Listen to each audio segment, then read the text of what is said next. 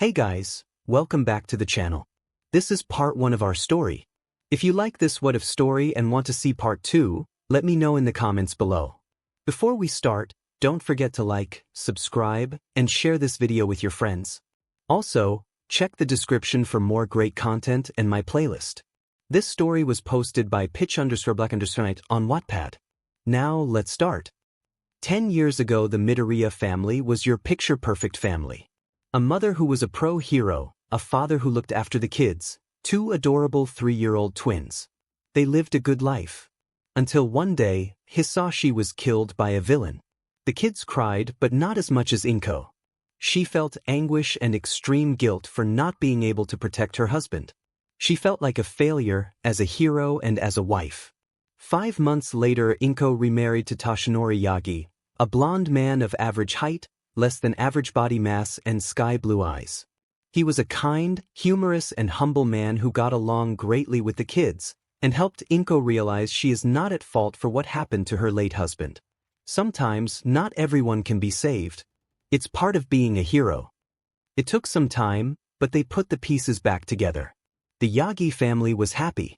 Year later, a 4-year-old Izuku was standing still in the middle of the living room, looking at the framed photos of his deceased father, Hisashi Midoriya, and his stepdad's teacher and mother figure, Nana Shimura. Izuku held a great resemblance to Hisashi. His hair was more of his father's black than his mother's green, and in the same wavy bush as his father. Unlike his sister, Izuku talked their father's picture as if he could communicate with him. As soon as he learned how to write, he wrote about the good memories he has with his old man to make sure he wouldn't forget. As for the person who could have been his grandmother, Toshinori told him stories about her being a great hero. Someone he hopes to live up to. Hi Dad, hi Grandma. Izumi and I are gonna learn what quirks we have today. We're gonna become sibling heroes and make you proud. Just you watch. As Izuku finished talking to his family members, Izumi came and dragged her brother out the house. Come on Izuku. I want to find out what quirk I got. Izuku nearly stumbled over his sister's eagerness. He was excited too, but this was something important to him. Okay. Bye Dad, bye Grandma. He said. They're just pictures, they can't hear you, silly. Izumi finally got him out the door and into the car. After the hospital visit, Izuku's world was shattered. Izumi was blessed with the same quirk as her mother, practically making her predestined to be a great hero. Meanwhile, Izuku had nothing. He was quirkless, as the doctor put it. Among the 20% of people who never developed a power. That was when things went off the rails for the boy. His sister was praised by their parents, and he received looks of pity and dismissal.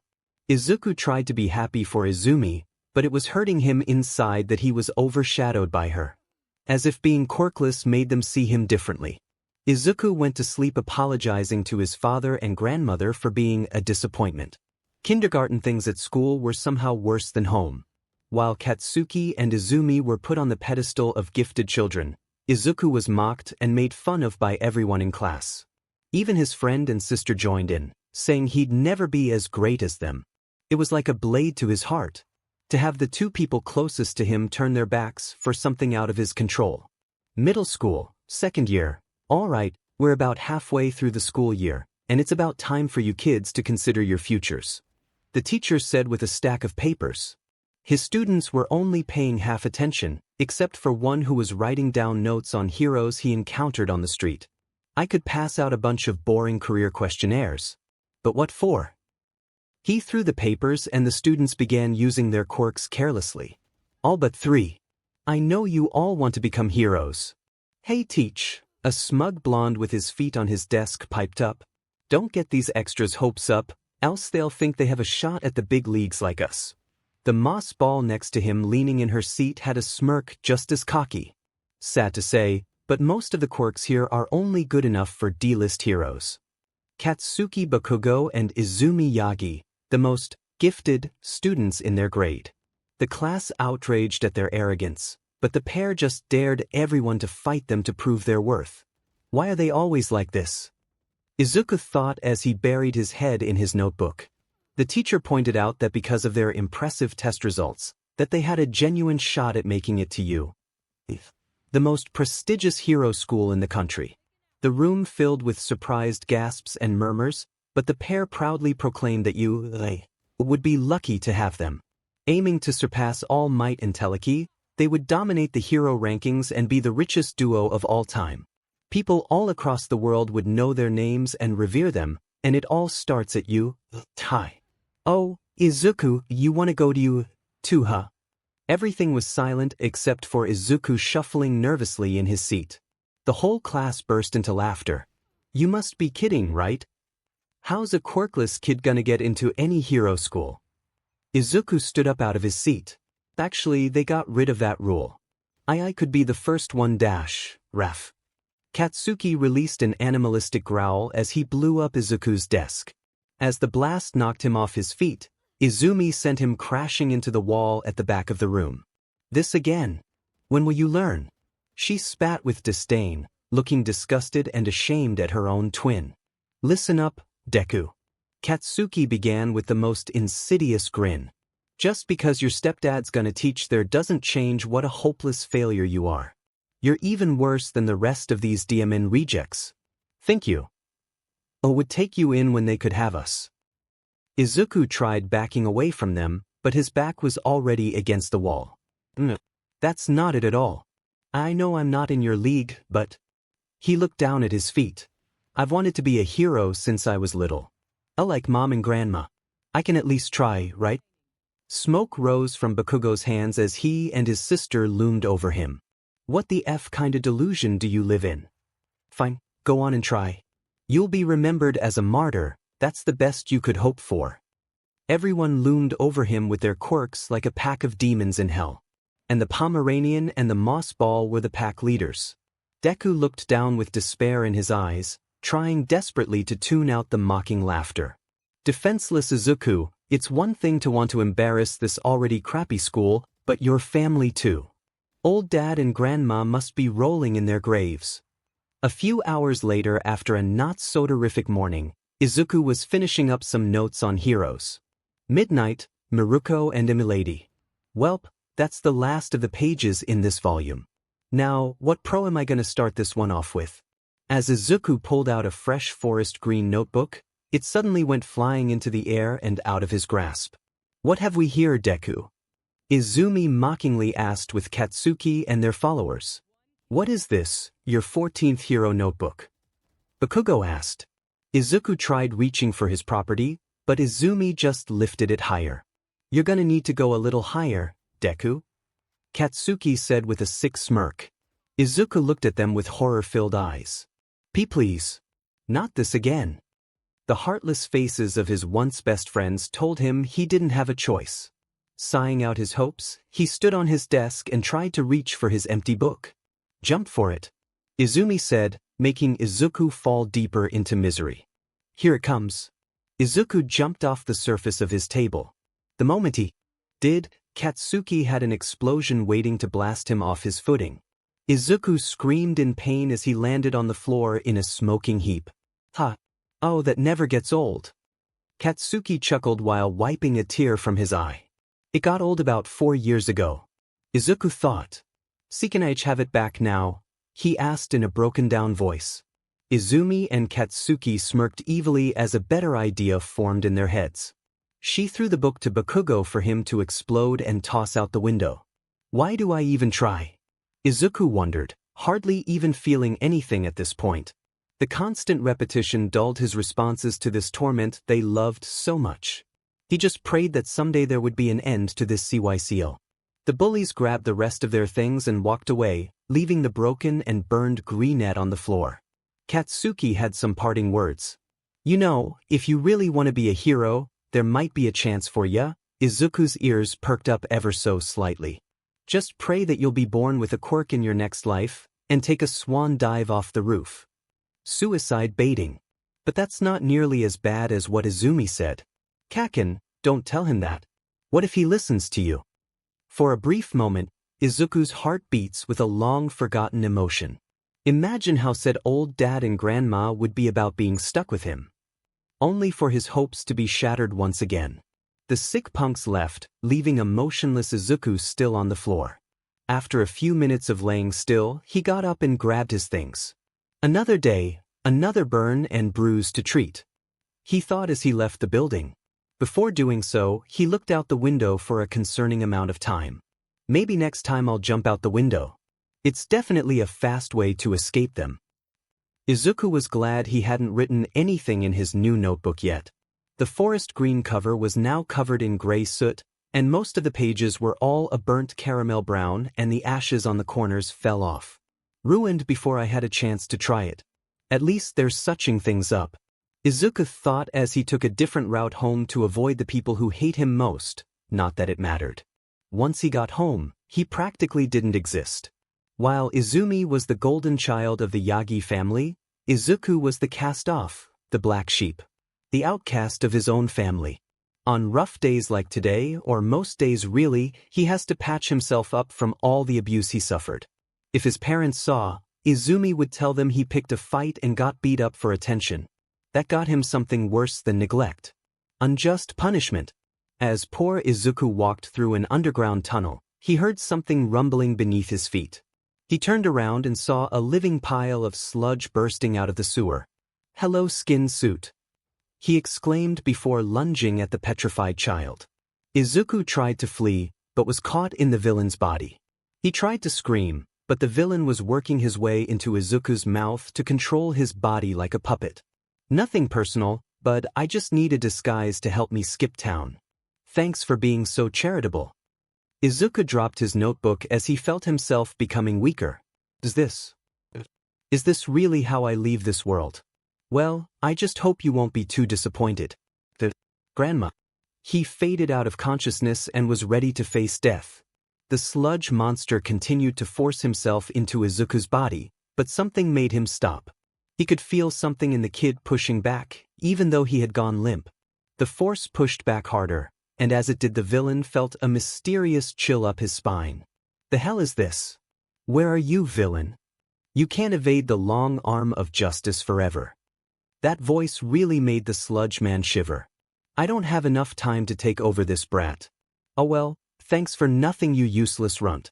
He quickly ejected himself out of the boy and retreated back into the sewer. By the time he escaped, a huge mass of muscles arrived to find an unconscious boy. Izuku's eyes fully snapped open. He looked up to see the infamous smile of his idol. "Welcome back to the living, my boy." Izuku was starstruck before he immediately shuffled backward to maintain a comfortable distance. "Oh, he stuttered, too amazed to believe his eyes. "The one and only. Apologies, young Izuku, but I've been chasing that dastardly villain all day. I'm sorry I allowed him to cause you harm. You wouldn't be able to tell me where he went, would you?" Izuku snapped out of his shock to shake his head. "Sorry. I blacked out after he started taking over my body." All Might's smile didn't waver. "No sweat, kid. You did your best, and you get live to see another day. Now then, if you'll excuse me." All Might got into a lunge, ready to take off. Please?" Izuku called out to him. "I have to ask. Can I? Can I become a hero even without a quirk?" Heartbreak. A feeling that Izuku Yagi knows better than anyone. Except now, it was magnified to a degree he had never known before. He asked his idol, the #1 hero, if it was possible, and it was the same as everyone else. Some villains can't be beat without power.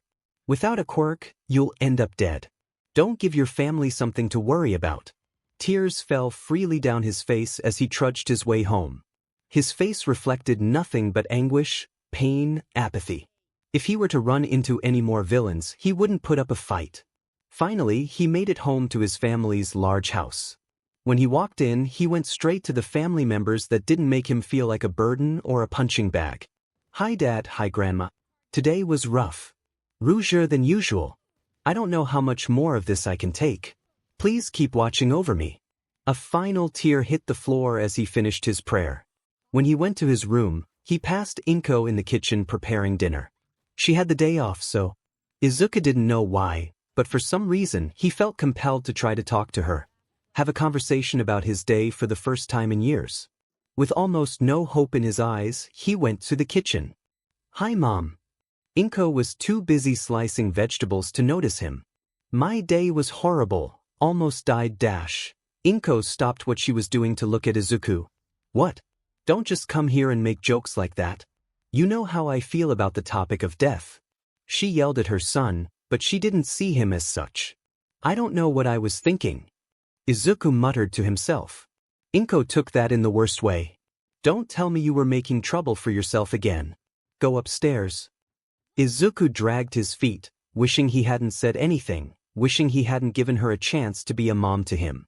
He reached his room, if the poorly insulated attic could be called that. The summers were unbearably hot and the winters were freezing cold. It was mostly bare wood that he tried to keep clean, but dust always piled up here. He threw his bag down and plopped on the mattress on the floor. Why do I have to endure this? What did I ever do to deserve this? Be born. Why won't somebody tell me? I can't keep going like this. Izuku pulled himself up out of his old mattress and saw his burned notebook was out of his bag. He reached for it and opened to the first page. An autograph from All Might. Just when I thought it couldn't get any worse. He tore the page out and was about to throw it away. But something caught his eye. A pen. A thought came to him. He wasn't ready to commit suicide, but he couldn't stay in this house, surrounded by people who hate him any longer. Izuku shook his head, dismissing the thought as stupid. He got dressed in more casual clothes and went down for dinner. Inko, Toshinori and Izumi were eating dinner around the table while Izuku volunteered to wash the dishes. The same scene was playing over again. The Yagi family at the table, chatting, smiling, enjoying each other's company. But Izuku is never at that table. He wishes he at least knew why, even if fixing whatever was wrong was beyond him. After he finished, the cold emptiness in his heart and stomach returned. He had enough allowance to buy himself a meal at a shop down the road. Ramen may not be the healthiest meal, but it's better than going to bed hungry. As he walked up the stairs and sat in his room, he contemplated what to do. I need to know. I've already tried Mom, but Dad and Izumi. Don't let me down, please. Izuku knocked on the door that was once his and Izumi's shared bedroom. He was greeted by an unpleasant face. What? She asked irate. What did I do? He simply asked, confusing her. What are you on about? Why do you hate me? What did I ever do? We're twins, but you can barely even look at me. Why, Izumi? Izuku's eyes were begging for an answer and praying for an honest one. Izumi sighed. You were born. She closed the door in his face. Izuku didn't cry. In all honesty, he was expecting something like that. This always happens when he tries to get close to his sister again. A cold-hearted rejection. Izuku went to the kitchen and heated up a container of leftovers. While that was warming up, he found Toshinori. Dad, I need to ask you something important. Toshinori sighed. Can it wait, Izuku? I've had a stressful day. Instead of walking away like usual, Izuku stood his ground. Why do you favor Izumi over me? Mom. Why do you treat me like you'd rather not have me? Toshinori paused as Izuku's words caused painful memories to resurface. Go, he coldly said. I'm not in the mood for this right now. We'll talk later. Always later. Izuku's eyes were overshadowed by his hair as he went back up the stairs. There wasn't anything left to say. His family told him everything he needed to know to make his decision final. There's no place for me here. Izuku wore black breathes, a green hoodie and red shoes with his backpack slung over his shoulders. In his pocket were small pictures of his biological father and heroic grandmother. I know running isn't right, but I tried everything to rebuild our relationship. But clearly, they don't want that. They don't want me. His books were strewn across the room, and a burned All Might autograph was taped to the structural beam above his mattress. The SIM card to his phone was removed and tossed in the trash. He walked into the kitchen and grabbed the leftovers out of the microwave. As he went to the door, he turned back one last time. The Yagis were watching a movie together. He was invisible again. Goodbye. Streets of Mizudafu. Izuku doesn't know how far he walked, how many turns he took, or what direction he was in. He was just lost. Somehow, he wandered back to the tunnel where the villain attacked him. Where he almost died. He just broke down on his knees and cried. No whimpers, just his heart weeping silently. This is for the best. I was never family to begin with. My family died a long time ago. That coldness returned. His eyes were closed, so he didn't notice a light slowly covering his body. But someone did. Far from home, Aincha kid. Izuku flinched at the voice coming from behind him. You know, you shouldn't be walking around like a nightlight. That could attract the wrong crowd. Izuku was confused by what he meant, and decided to open his eyes. They blew wide open when he saw his entire body was engulfed in green fire. Is this my quirk? Fire. Like Dad. But Dad had orange fire. And I'm not hot. It's not burning me. But Izuku's attention turned back to the thug with a blade in his hand. I'm gonna make this simple, kid. Hand over your stuff, and you live. Izuku looked back at the criminal. No. The man chuckled lightly. Kid, those flames yours don't burn anything. You're literally on fire, and there's no smoke or anything. Now hand over your SHT, or I can set up a ransom for your folks to get you back. Izuku's eyes dimmed. Sorry to disappoint, but no one would want me back. You're wasting your time. He stood up as the criminal started looking said. Fine then. I'll kill you and take your... He lunged at Izuku with the knife. The boy's eyes widened and he put his hands in front of him in defense. He unwittingly sent a blast of cold green flames at the criminal. It blew him back, but didn't injure him. Flames that don't burn. How fitting, a useless quirk for a useless person. I'm just a paper tiger. Deku. Why isn't he charging anymore? After the blast of harmless flames, Izuku's attacker was on the ground, shaking. What the F? Why am I freezing up? By some runt and his weak flames. They're not ice cold, but why is my body not listening? The criminal stumbled up to his feet and dropped his knife. Izuku analyzed what was happening. He looks afraid. My power didn't affect him physically, but his mental state took a blow. The attacker picked up his knife and readied to charge again. DDMN runt. I'll kill you. He charged again, but it was slower. Like he was forcing his body to go in the opposite direction it wanted to. Izuku felt invigorated enough to strike back. Time to find out what I can do. Izuku threw his hands behind himself and launched 2 pillars of green fire from his palms. He rocketed towards his attacker like a flaming javelin. He pet his fist back and decked the scumbag right in his gut, following up with his strongest wave of flames yet. The BSD was blown to the other side of the tunnel, coughing BLD in his mouth, before losing consciousness. Izuku breathed heavily, the amount of power he used taking a toll on him. That's gonna take some getting used to. When he calmed down, the flames covering him were put out. I have a quirk. Of all the times for it to show up. Cold flames that scare people. It has potential. With a quirk like this I could. The memories of the day were replayed in his head. He could go back to the Yagis, but would he really want to be part of that family? Shaking his head, Izuku went to inspect the punk. He was unconscious and dropped some things. Money, white hair dye, a silver-colored metal respirator, his knife, his phone and a coupon for 2 free drinks at a restaurant. Izuku debated with himself whether or not he should take this, but it came down to one question. Who needed it more, a child on the run, or a gutter punk? He wasn't proud of it, but Izuku picked up everything of value. What's going on here? The boy bolted away when he heard a police officer shout. He ran to the other end of the tunnel and flew off into the night by igniting his feet. When the officer found the punk, he was knocked out and surrounded by lingering green flames. He tried to stomp them out, but they still burned. He tried pouring water on them. They still burned. He sacrificed his iced coffee. The same result. Despite how stupid it sounded, he put his hand into the fire. He retracted it when he felt a coldness running up his spine. Green flames that give chills. That's a new one. We don't have a quirk like that in our database. Not a hero's work, so could be. The fire went out as the criminal was hauled away. A vigilante. The cop finished.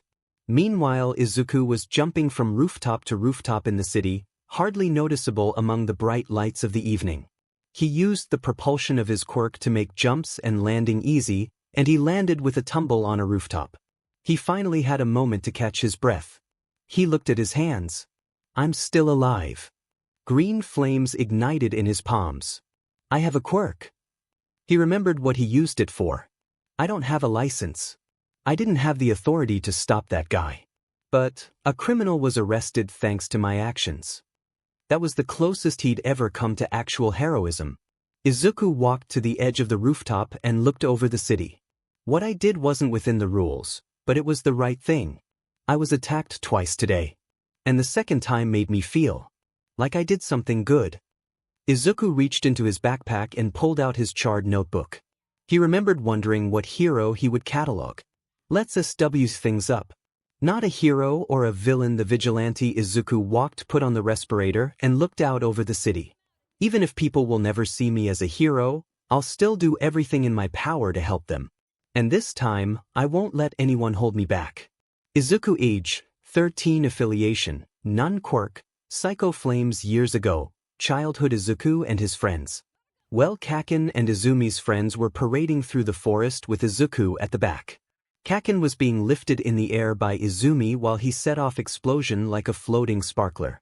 When they were crossing a log over the creek, Izumi lost her footing and focus, and she and the blonde both fell into the water. Their friends were concerned, but they just shrugged it off. You idiot, watch where you're going. Kaken playfully jabbed at Izumi. It was your loud explosions that made me lose focus, she fired back.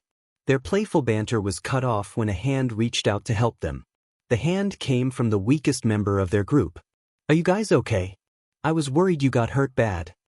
The look in his eyes, the gesture, he was worried about us.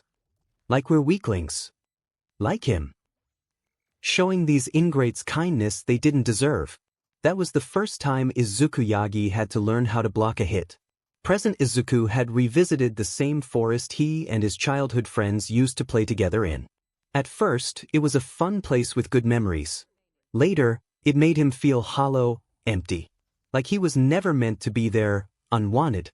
Now, it slightly angers him, remembering the abuse he had to endure for no reason. Walking past the creek, he went deeper into the forest for a secluded place to learn about his quirk. He picked up a stick and set it on fire. No smoke, no heat. He tosses the stick into a puddle, but it still burns. Flames that don't burn, but affect a person's mental state. Like a mix of dad and emo dash. Inko's quirks. So, can I control the flames? Izuku put down his notebook and raised his hand at the stick. The green flame rose up from the stick. Izuku moved it around, and clenched his fist to put it out. Pyrokinesis. I can reuse the fires I've lit, which makes the stamina drawback practically non-existent. Izuku practiced by creating large waves of flames, and directing them past the trees in a zigzag motion, circling around and coming back to him. As it turns out, he could also absorb the flames into his body to replenish his stamina. After doing this for a while, he began to feel a headache, the recoil of overusing the pyrokinesis. A cup of water cleared that up though. Izuku then lit his feet on fire and took off into the air. It was a bit wobbly, but he got the hang of flying quickly. His movements were smooth, he used his hands to direct himself. Even Izumi and Kaken didn't get the hang of flying this quickly. Izuku's good mood came to a halt almost immediately. He stopped and just hovered in the air with dejected eyes. Yagi and Bakugo. Izuku slowly descended to where he left his things. He had another move to try. Covering his fist in green flames, he punched a tree. He felt the impact, but his fist was barely phased. He made the flames burn brighter, and struck the tree harder. He didn't even feel his fist connect, but the tree did. These fires are thick. Defensive properties. Izuku tried to experiment by placing his hand on his face. It was difficult to breathe, but he learned he was immune to the spine-chilling sensation he inflicts on others. The brighter these cold flames burn, the denser they are, but the faster his stamina drains.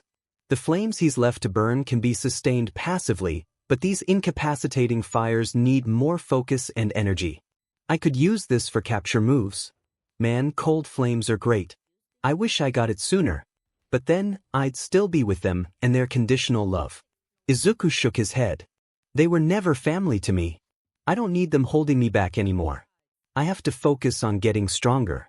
I got an easy trial run, but if I get cocky I'll be as good as dead. Casting aside pointless thoughts, Izuku spent the day completely focused on his flames. Before he knew, sunset was on him. He put on his metal respirator to hide his lower face, a hoodie to hide his hair, and flew off into the city. I'm still green. Nothing too big, maybe some alley guys. Mizutofu Izuku was patrolling the city from its rooftops to its streets, doing his best to either blend in or use his flashy quirk as little as possible. At around 10 p.m., he was considering calling it a night, until he heard a glass bottle breaking.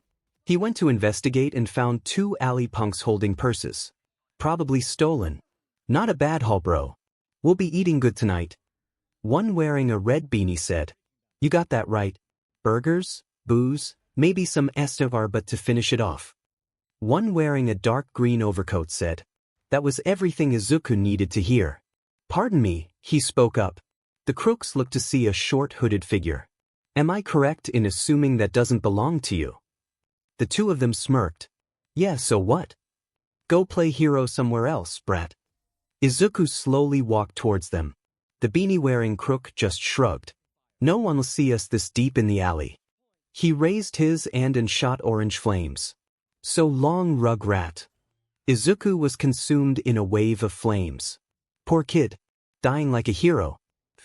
"Oh, who am I kidding, he was nothing," the overcoat thug said. As they were about to walk away, a voice caught their attention. "We're not done yet." They turned around to see the boy surrounded by a pillar of bright green flames, and the burglar's fire was against the walls. "Also, who said I'm a hero?" The vigilante ignited flames on his back to shoot towards the 2. They didn't have time to process it. It looked like a demon was coming for them. He uppercut one off his feet and kicked the other against the wall. They didn't fall as easily as the first one, but they were clearly shaken. "F you." Another wave of flames was shot at Izuku and tried to make a run for it. They weren't nearly as fast as they should have been.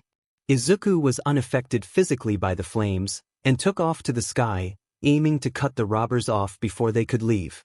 As they made it to a nearby dumpster, a wall of hot flames stopped them. "Are these yours?" Izuku asked, hovering above them. He actually struck fear into their hearts. He pulled both his fists back to his sides and flew down at the street thugs. The green devil, flying toward them, was burned into their minds and would haunt them for a long time. Izuku delivered 2 condensed fire punches that knocked the 2 out. When he landed, he breathed heavily, surprising himself at what he did. "I can control other flames too, even if they're from a person. Holy whoa. I couldn't control all of it, but it's something." He tried putting out the fire, and as he did he felt something. The impulses of greed, apathy for others, love for sick thrills. Those were the feelings the thug's flames emitted. Izuku can detect a person's emotional state by the heat they emit. The hotter they are, the easier it is. His good mood was shut down when he realized what awful people lied in front of him. He made sure the BSTRDS were tied up and was ready to use one of their phones to call the authorities. But something caught his eye. Beneath the dumpster, he found a hatch. It led to a staircase that led to a small room filled with stolen goods. Izuku debated with himself, but remembered that he needed supplies to keep doing what he does. Not much, he just took food, water, a couple thousand yen, and a first aid kit. After a few minutes of looting, he called the authorities. With that done, he left the criminal's hideout exposed. Before he left, he took one more thing, the dark green overcoat on the other one's back. Izuku took off into the night, purposely leaving lingering green flames on the pavement like an artist leaving a signature of his work. The cops arrived to where they tracked the cell phone. They found 2 unconscious thugs and an underground hideout. "Oh my god, it's the super criminal brothers. We've been hunting them for a year now. Who could have done this?" One cop said as he dragged the 2 away. His partner looked at the familiar green flames on a surface that shouldn't be able to sustain fire. Our vigilante friend again. Meanwhile, Izuku was hopping over the rooftops before landing on the ledge of a skyscraper perched out of the sight of windows. "I stole from criminals. 2 wrongs don't make a right." Izuku chastised himself as he looked at his stolen loot. His good nature told him that this was wrong, but his survival instincts said it was necessary. He has no one but himself. There's nobody around to help or look out for him. He knows that well already. Sighing, Izuku took out some takoyaki and ate. Heroes get paid for protecting people and throwing villains in jail. I guess this is my payment as a vigilante. After finishing his meal, Izuku looked at the green overcoat he took. It would have to be his blanket and his big, yellow backpack his pillow. He was actually slightly looking forward to the next morning. There wouldn't be anyone to beat him up. Before dozing off, Izuku reached into his hoodie and pulled out 2 small pictures of his family. Good night, Dad. Good night, Grandma. The next day, Izumi and 𝐒𝐲𝐸 were walking home after a boring day of school. Do you think something was missing today? Izumi asked the spiky blonde. Yeah, I didn't feel like I was asserting my demps enough today, Katsuki said. They both scratched their heads in thought. That's it. We didn't say hi to Deku. Izumi realized. Oh yeah. Come to think of it, when was the last time we saw the DMN nerd? If it, who cares? Tell him I said he's worthless scum. 𝐒𝐲𝐸 bid farewell to his partner in crime. When Izumi got home, she went up to the attic. Knock knock crash. She used her telekinesis to send the hatch flying off its hinges. Oops. When was the last time this place was looked after? She flew up and saw the attic dusty from nobody cleaning it, and school books lying on the floor. Geez, Deku, when's the last time you cleaned up here? Nobody was there to answer her. Hey, I'm talking. Where the hell are you? She grew frustrated by the lack of response until she saw a note with All Might's signature on it. What's this? Her eyes widened when she saw what was on the other side. Inko and Toshinori returned home, the latter turning on the news about recent updates on a troubling topic. They found their daughter slouching on the couch with a shattered look about her. Izumi, dear, what's wrong? Izumi didn't answer immediately. Mom, Dad, when was the last time you saw Izuku? A strange question, but it took them a concerning amount of time to think about. Before they could answer, Izumi raised a slightly burnt piece of paper with All Might's signature. I'm sorry, but I can't take any more. I didn't ask to be born this way, and I didn't mean to be a burden. I want to know why you hate me so much, but I guess even that is too much to ask. Well, you don't have to worry. You won't have to deal with me, I won't be missed, and I won't burden anyone else. It's a win-win. Goodbye, Yagis. Izuku. The family was completely shattered by what they just read. Izumi confirmed it wasn't a suicide note since he left with his bag, but the truth is undeniable. Izuku ran away. They pushed him away. Breaking news, the Green Fire Vigilante has struck again, capturing 2 criminals that have been on the wanted list for a year. The criminals awoke with a fright and refused to say anything about their attacker. All the police learned is that he is a brutal outlaw with no restraint, unlike our heroes. He is suspected to be armed and dangerous, wielding cold, green flames that don't go out for some time. First sighting of his strange quirk was in Muzudafu near Aldra Middle School. Their hearts sank to the pits of their stomachs. Izuku was out there, alone and defenseless, and the vigilante was in the same area. Inko had flashbacks of her last husband dying, and broke down in tears. Izumi still looked like a broken soul. Toshinori's builder ran cold at the thought of his quirkless son having to fend for himself on the street like he had to. Little did they know, their assumptions were way off base. Elsewhere, a shadowed figure sitting in a chair surrounded by medical machinery just finished watching the news. This vigilante has an interesting quirk. Igniting the flame of fear into others, and in just 2 nights, he's made the news. I'm impressed, child. He grinned widely, thinking of how useful the vigilante could be. Day 5. It's been some time since I left the Yagis, awakened my quirk, and became a vigilante. I'm learning about myself every day, and doing what I can to help others. I feel a little guilty that I'm breaking the hero's rules, but they can't deny my actions are helping.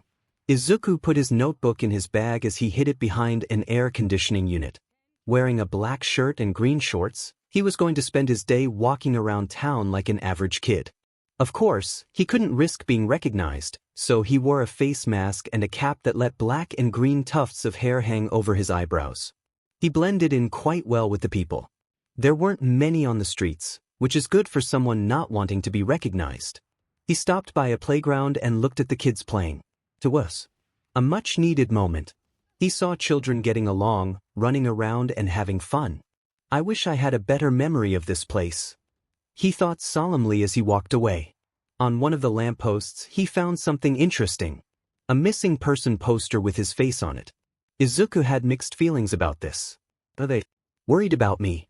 I've been gone for days and now they choose to care. The school probably told them. I never had a place in that house. Izuku reached to the paper and tore off the Yagi kanji next to his name. After that conflicting ordeal, Izuku just wandered aimlessly, enjoying the peace for once. There weren't a lot of heroes or police on patrol. But he doesn't have to worry about making a quick escape. He was going about his business like anyone else, until something caught his eye. A girl being followed by two boys. He could tell from her pace that she was trying to lose them, but they just weren't taking the hint. Izuku, having grown accustomed observing situations, watched while hidden from their sights. He followed the three up until the girl tried to get them away forcefully, but it was in vain. Izuku watched in fascination as the girl shot extendable AUX cords from her earlobes, but when they were caught in one of the guy's hands, and both of them laughed, his fascination turned into anger. For a moment, he couldn't hear anything but the familiar mocking voices that still haunt him. What a pathetic weakling. Could you be any lamer? What can you even do, huh? Just a waste of space. When he looked back at the girl, he saw her eyes filling with sadness as she was being bullied. In that moment, when he saw her silently stewing in her weakness, he lost control. He didn't plan or think as he burst from his hiding place. His body moved on its own as he was above the jerk holding the girl's ears, and readying a blow with both his hands clasped together. The Jericho fell to the ground, letting go of the ears, and falling unconscious with a bruise on his neck. What the dash! The other was swiftly dealt away with a high kick to his chin. He fell down with a thud and had blood dripping out of his mouth. The violent newcomer stood over him and pressed his foot on his shoulder, keeping him pinned. His green eyes were furious, and the light bags underneath them caused him to be more intimidating. He uttered one bone-chilling word. Leave. The little BSED squirmed out from under Izuku's heel and ran away, leaving his friend at the mercy of the green devil. When Izuku turned around, he saw the girl looking stunned and slightly afraid. Sorry, Izuku said before walking away. Wait, the girl called out to him. She held out his cap that had fallen off while he was fighting. Izuku was panicked for a moment, but remembered he used a bit of white hair dye on his green highlights. He wouldn't dare desecrate the black hair reminiscent of his late father and grandmother. He took back his hat and put it back on. Thanks a lot for what you did, the purple-haired girl said. Izuku looked at her and saw she wasn't meeting his eyes. No problem. Sorry I went so far. I just have a zero-tolerance policy on bullies. He growled slightly at the end. The girl smiled slightly. That's pretty hero of you. Izuku bristled at her choice of words. I'm no hero, that's what they all say, he said with his shoulders slouched. The girl was about to say something, but a noise stopped her. The sound of a nearby bus taking off. Damn it. I missed the bus thanks to these idiots. She angrily clenched her fist. Izuku thought about the times he missed a ride from his parents because they forgot him. He couldn't stand the idea of someone being left behind for no reason. DMN. What's wrong with me? Izuku clenched his teeth. He bent down and motioned to his back. Come on, before the bus gets too far. Not having much of a choice, the girl jumped on the mysterious boy's back and wrapped her arms around his neck. Whatever you do, don't look down. WhatIf. She and Izuku burst off into the air, the former hugging her arms, legs and earlobes tightly against the boy. What the heck, man? A warning would have been nice. She chided. Would you have gone through with it if I said we were going to fly? She stayed silent after that. They followed the bus she missed for a few minutes, until the girl was sure she could walk the rest of the way. When Izuku let her down, she was trembling, and he had to catch her before she fell down.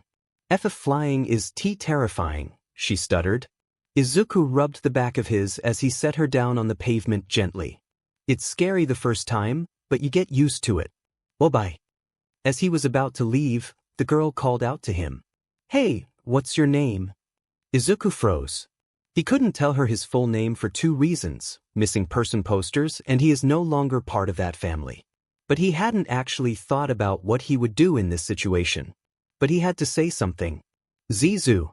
My name is Zu. He answered. The purple-haired girl wanted to ask if that was a nickname or something, but she held off. She picked up the slight panic in his heart when she asked, and decided to let him be. May I ask what your name is? Kyoka. Izuku went back to jumping above the rooftops, feeling slightly lighter. She was a nice girl. Can't imagine why she would be a bully target. Hopefully, I knocked some sense into them. As he was hopping from roof to roof, something in the distance caught his eye. He immediately went to scope out the situation. A few minutes earlier, so Deku really ran away. And he's been gone for almost a week. Katsuki asked. Yeah, and I'm starting to worry. What if he runs into that green fire vigilante? He could get killed. Katsuki tightened his fist. Demon you Deku, making us all worry about your weak butt. How selfish can you be to pull a stunt like this? Quit pouting and show your face already. Katsuki crushed his soda can in an explosion and tossed it aside. If the nerd dies, I'll kill him. The 2 of them didn't notice immediately, but a mass of disgusting sludge was piling up behind them. Well, aren't you a powerful skin puppet? Present Izuku made it to a shopping district and hid behind an air conditioning unit on the roof. He saw fires blazing out of control, but Backdraft was taking care of them. Kamui Woods was doing what he could to save the civilians caught in the crossfire, but the flames were hindering his effectiveness. Empty Lady had arrived, but the pass was too narrow for her, and she was already on watch for property damage.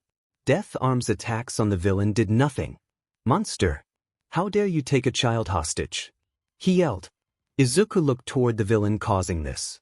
The slime bastard that almost killed me. Wasn't All Might hunting him down. And he has a kid hostage. Boom. Bless. Izuku's ears twitched at the sound of explosions. No, he heard the captive shouting profanities to be released. You picked the wrong guy to mess with. I'm gonna send you back to whatever sewer you crawled out, you livings. Get the F off me. That rough voice. Oh, you gotta be kidding me. Bakugo. Izuku was debating on whether or not to get involved. The heroes aren't doing anything, and he has a small grudge against the slime villain. But then again, Bakugo's but the heroes would probably try to arrest him on the spot, and Bakugo's but. Izuku looked back towards the crowd and saw a familiar head of green and black hair. Please no. His twin sister, Izumi, looked to be planning something. All of a sudden, she flew above the flames and the crowd, and tried to pull Bakugo out with telekinesis. I'll save you, Ikakin. She yelled as she landed a few feet away from him. You idiot! Izuku whispered to himself. Izumi landed on a stray bit of sludge that the villain could control. The idiot was bound in sludge from her legs, and it was steadily climbing up her body. God, this is disgusting, she whined. I think no. Katsuki yelled. The sludge villain was finding this hilarious. Ha! Hold on, girly. Once I've taken over your friend, I'll be sure to have some fun with you. In the crowd, a blond man was cursing himself for not being able to do anything. He'd been losing sleep looking for his missing son, and doing hero work, so his body couldn't handle another task. The heroes were feeling completely useless as now 2 children were at the mercy of the villain, and they could do nothing to help. A green-haired onlooker was beating his head against the air conditioning unit out of sheer frustration. Heroes aren't even trying, 2 idiots in trouble, and I'm probably the only one who can do something. Dim in my good nature. Izuku stood on the edge of the roof and raised his hand towards the flames. He was hit with another emotional presence. Every flame tells a story, and these ones generated by Bakugo's quirk told him how terrified he was. Izuku took one last look at his bully, and saw a look of horror on the boy. His decision was made the moment he saw those red eyes begging to be saved. My personal feelings don't matter. He's a person in trouble and I'm going to save him. Izuku raised both his hands. Suddenly, the orange flames blocking the heroes roared up, before burning cold with no smoke.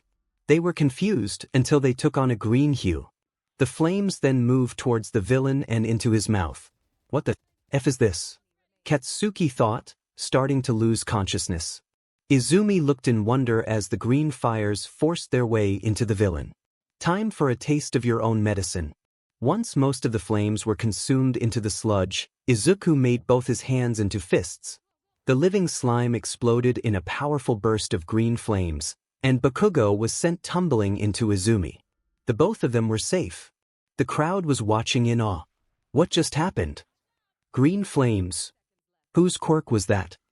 Why is it so cold all of a sudden? As the police and paramedics were arriving, the blonde man had some thoughts. Green flames that don't burn. The vigilante. And he just saved my daughter. Where is he? He was already jumping away into the sunset. Despite having saved 2 lives, he didn't feel too great. 𝐒𝐲𝐸 Yagi. Please don't make me regret what I did for you.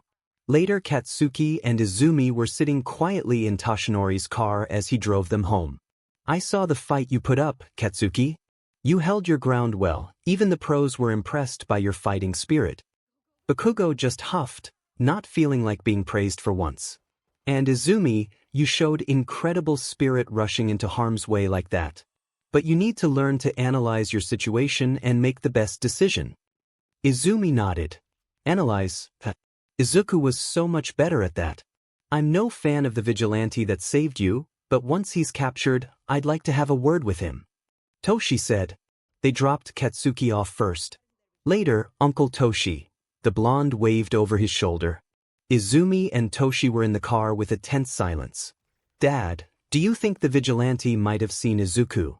Toshinori gripped his steering wheel. It's possible. At least he doesn't seem to be the type to act without reason. But it's still against the law. We'll find Izuku and this outlaw. The following evening, wearing a dark green hoodie, metal respirator, black breathes and red sneakers, Izuku was alight with viridescent flames. Standing on the ledge of a tall building, he saw a car driving at high speeds, ignoring the traffic lights and stop signs. Looks like it'll be another late night. He put on his lower face armor and hoodie and followed the car. Meanwhile, out of the way, shitheads, the driver yelled as he nearly ran over some pedestrians. You sure we got everything from that hardware store? He asked his partner. Oh yeah, the big man's gonna be thrilled. With this, he'll be able to what the F. He was interrupted by a green light landing on the hood of their car. Oh, see, it's him. They swerved from side to side, trying to shake off their vehicle, but he wouldn't budge. With a flaming fist, he punched a hole in the windshield and grabbed the steering wheel. The car turned so hard that it flipped over on its side and crashed into a brick wall. The vigilante jumped off before the crash and watched the criminals try to climb out. They were bleeding from the head and probably had concussions, but they still had a bag of stolen loot. Who taught you how to drive? He asked tauntingly. The thugs saw a living fire in the shape of a person standing in front of their totaled and smoking car. UBC, they yelled as they picked up firearms and shot at the boy. The bullets went right through the fire and hit the car multiple times. They were too rattled to realize that they weren't shooting at a person, but a cold heat mirage. But it was too late when a bullet pierced the engine. The car exploded in a burst of flames as the 2 criminals were blown away by the blast. They landed on the street, unable to get back up. The sound of clapping approached them as the world began to fade away. Thank you. I couldn't produce the heat necessary to explode your car, so I appreciate you shooting at it enough to do the job for me. He looked down at them with cold, unfeeling eyes. When they lost consciousness, Izuku looked into their bag. Metal plating and steel pipes. It looked like material for an armored accessory. The pipes suggested it was for someone not in good health. If criminals were hauling this, it's probably going to some crime boss. Not tonight. He picked up one of the criminals' phone and used emergency call. He didn't speak, the sound of roaring flames would alert them. Before Izuku left, he noticed something interesting. Malleable black metal plates. He looked at his bright red shoes. I think I've earned myself a gear upgrade, he said before flying off, leaving lingering green flames in his wake. Soon after he left, police arrived with the number 32 hero in tow, Teleki. What the bloody hell happened here? Teleki noticed the green flames burning cold near the unconscious thugs and grimaced. He happened. Her attention was grabbed by a thug regaining consciousness. What? Where is that guy? I'll kill him, he said weakly. He was pulled in by Teleki's telekinetic grasp. What happened here? What were you taking? Where is the vigilante? She asked rapidly while the cops were trying to calm her down. The criminal was hardly intimidated. After experiencing his bone-chilling heat, a heroine hardly fazed him. Listen, hero. Between that monster and my boss, you're the least of my worries. If you're after that little bastard, you better be prepared for a cold day in hell. That guy's a pint-sized devil. Inko knew he wouldn't be able to milk any more information from the fear-riddled thief. He didn't even seem too upset about going to jail, although he was certainly salty. It was better than having to give a disappointing to his boss, and potentially having to run into the Green Devil again. Inko grit her teeth. Another witness too fearful of the vigilante to give any useful information. Sooner or later, she'll find this menace who thinks he can do whatever he wants. Meanwhile, Izuku clutched his chest. Strange. What's this burning sensation? He ignored it as he looked over the malleable black metal plates he took. My shoes are too bright for the whole dark hero thing I'm going for. These should help with that, and give me better protection and harder. He molded the plates to fit snugly around his shoes, only leaving the red laces exposed. He looked back toward the smoke of where his little skirmish had attracted the authorities' attention. Maybe I was a little too flashy this time. Well, elsewhere, a shadowed figure was watching the news of the newly named Green Devil striking again with Teleki on the scene. I wasn't expecting you to make such a splash, child. I hope you enjoy the gift I left you. It was a good use of those street urchins. The components I need arrived the other day. I'm just thankful you didn't intercept that one. It's a shame Teleki wasn't able to catch up to you fast enough. Poor dear has been working herself ragged, taking her guilt out on criminals instead of herself. The figure grinned darkly. I can't wait for your family reunion.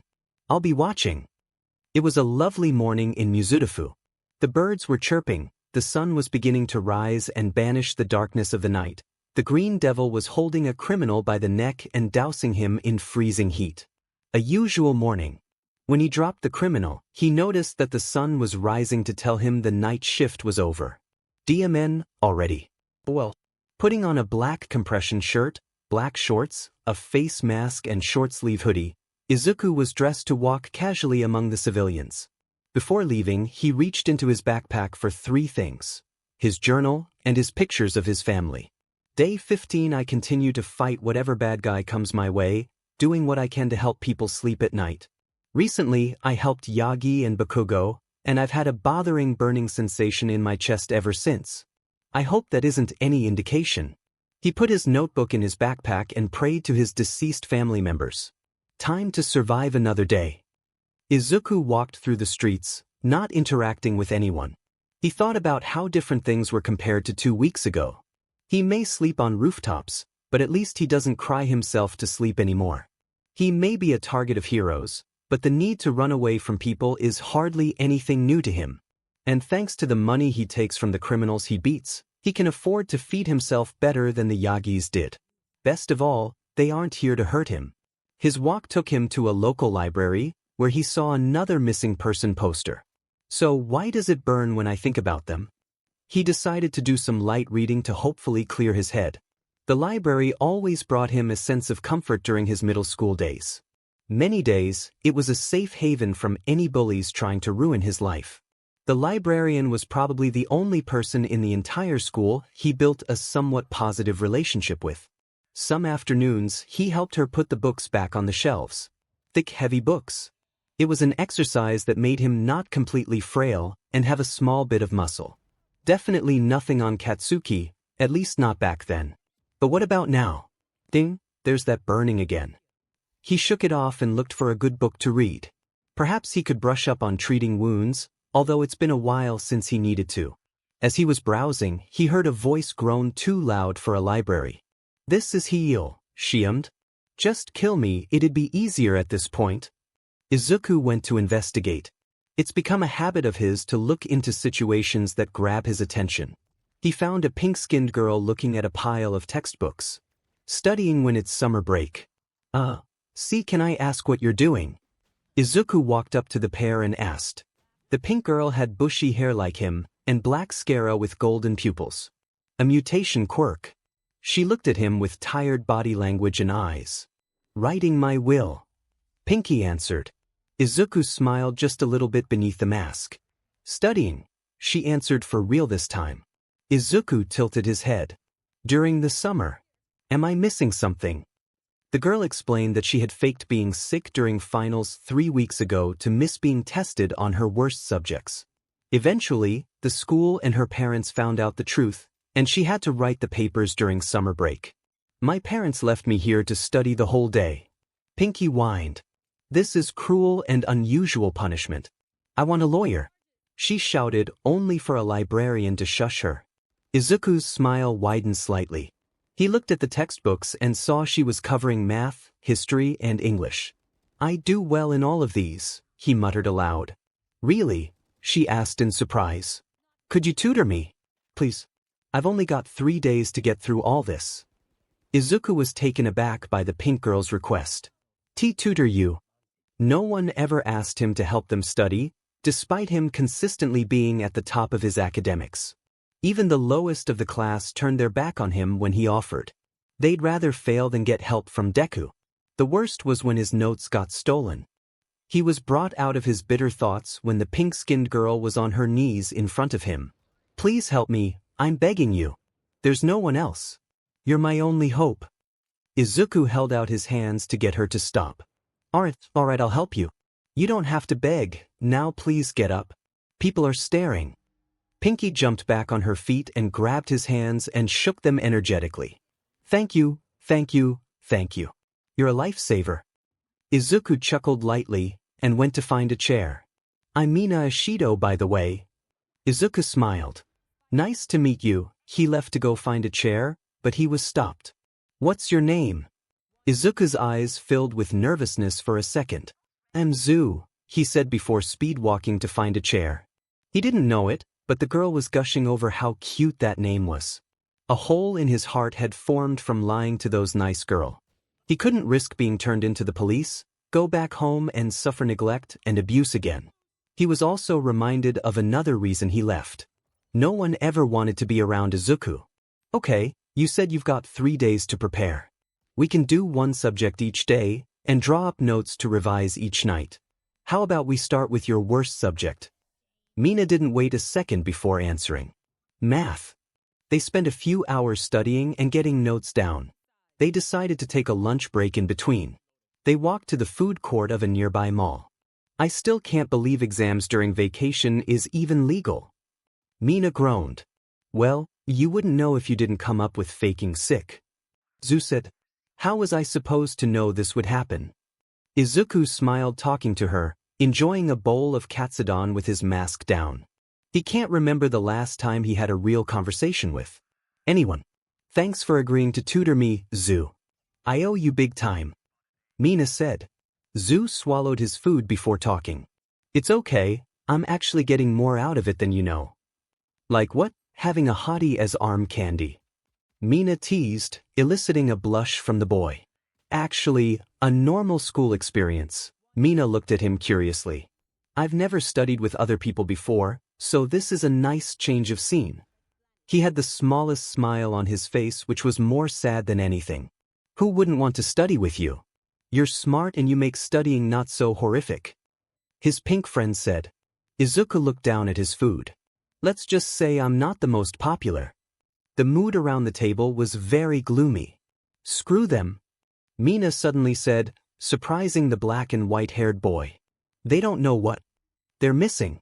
Besides, this just means I have you all to myself, so I ain't complaining. Zu looked at the energetic girl in surprise who seemed completely sure about enjoying his company. He was touched, and his green eyes reflected a light he hadn't felt in so long. But before it could grow, he remembered she was talking to Zu, not Izuku.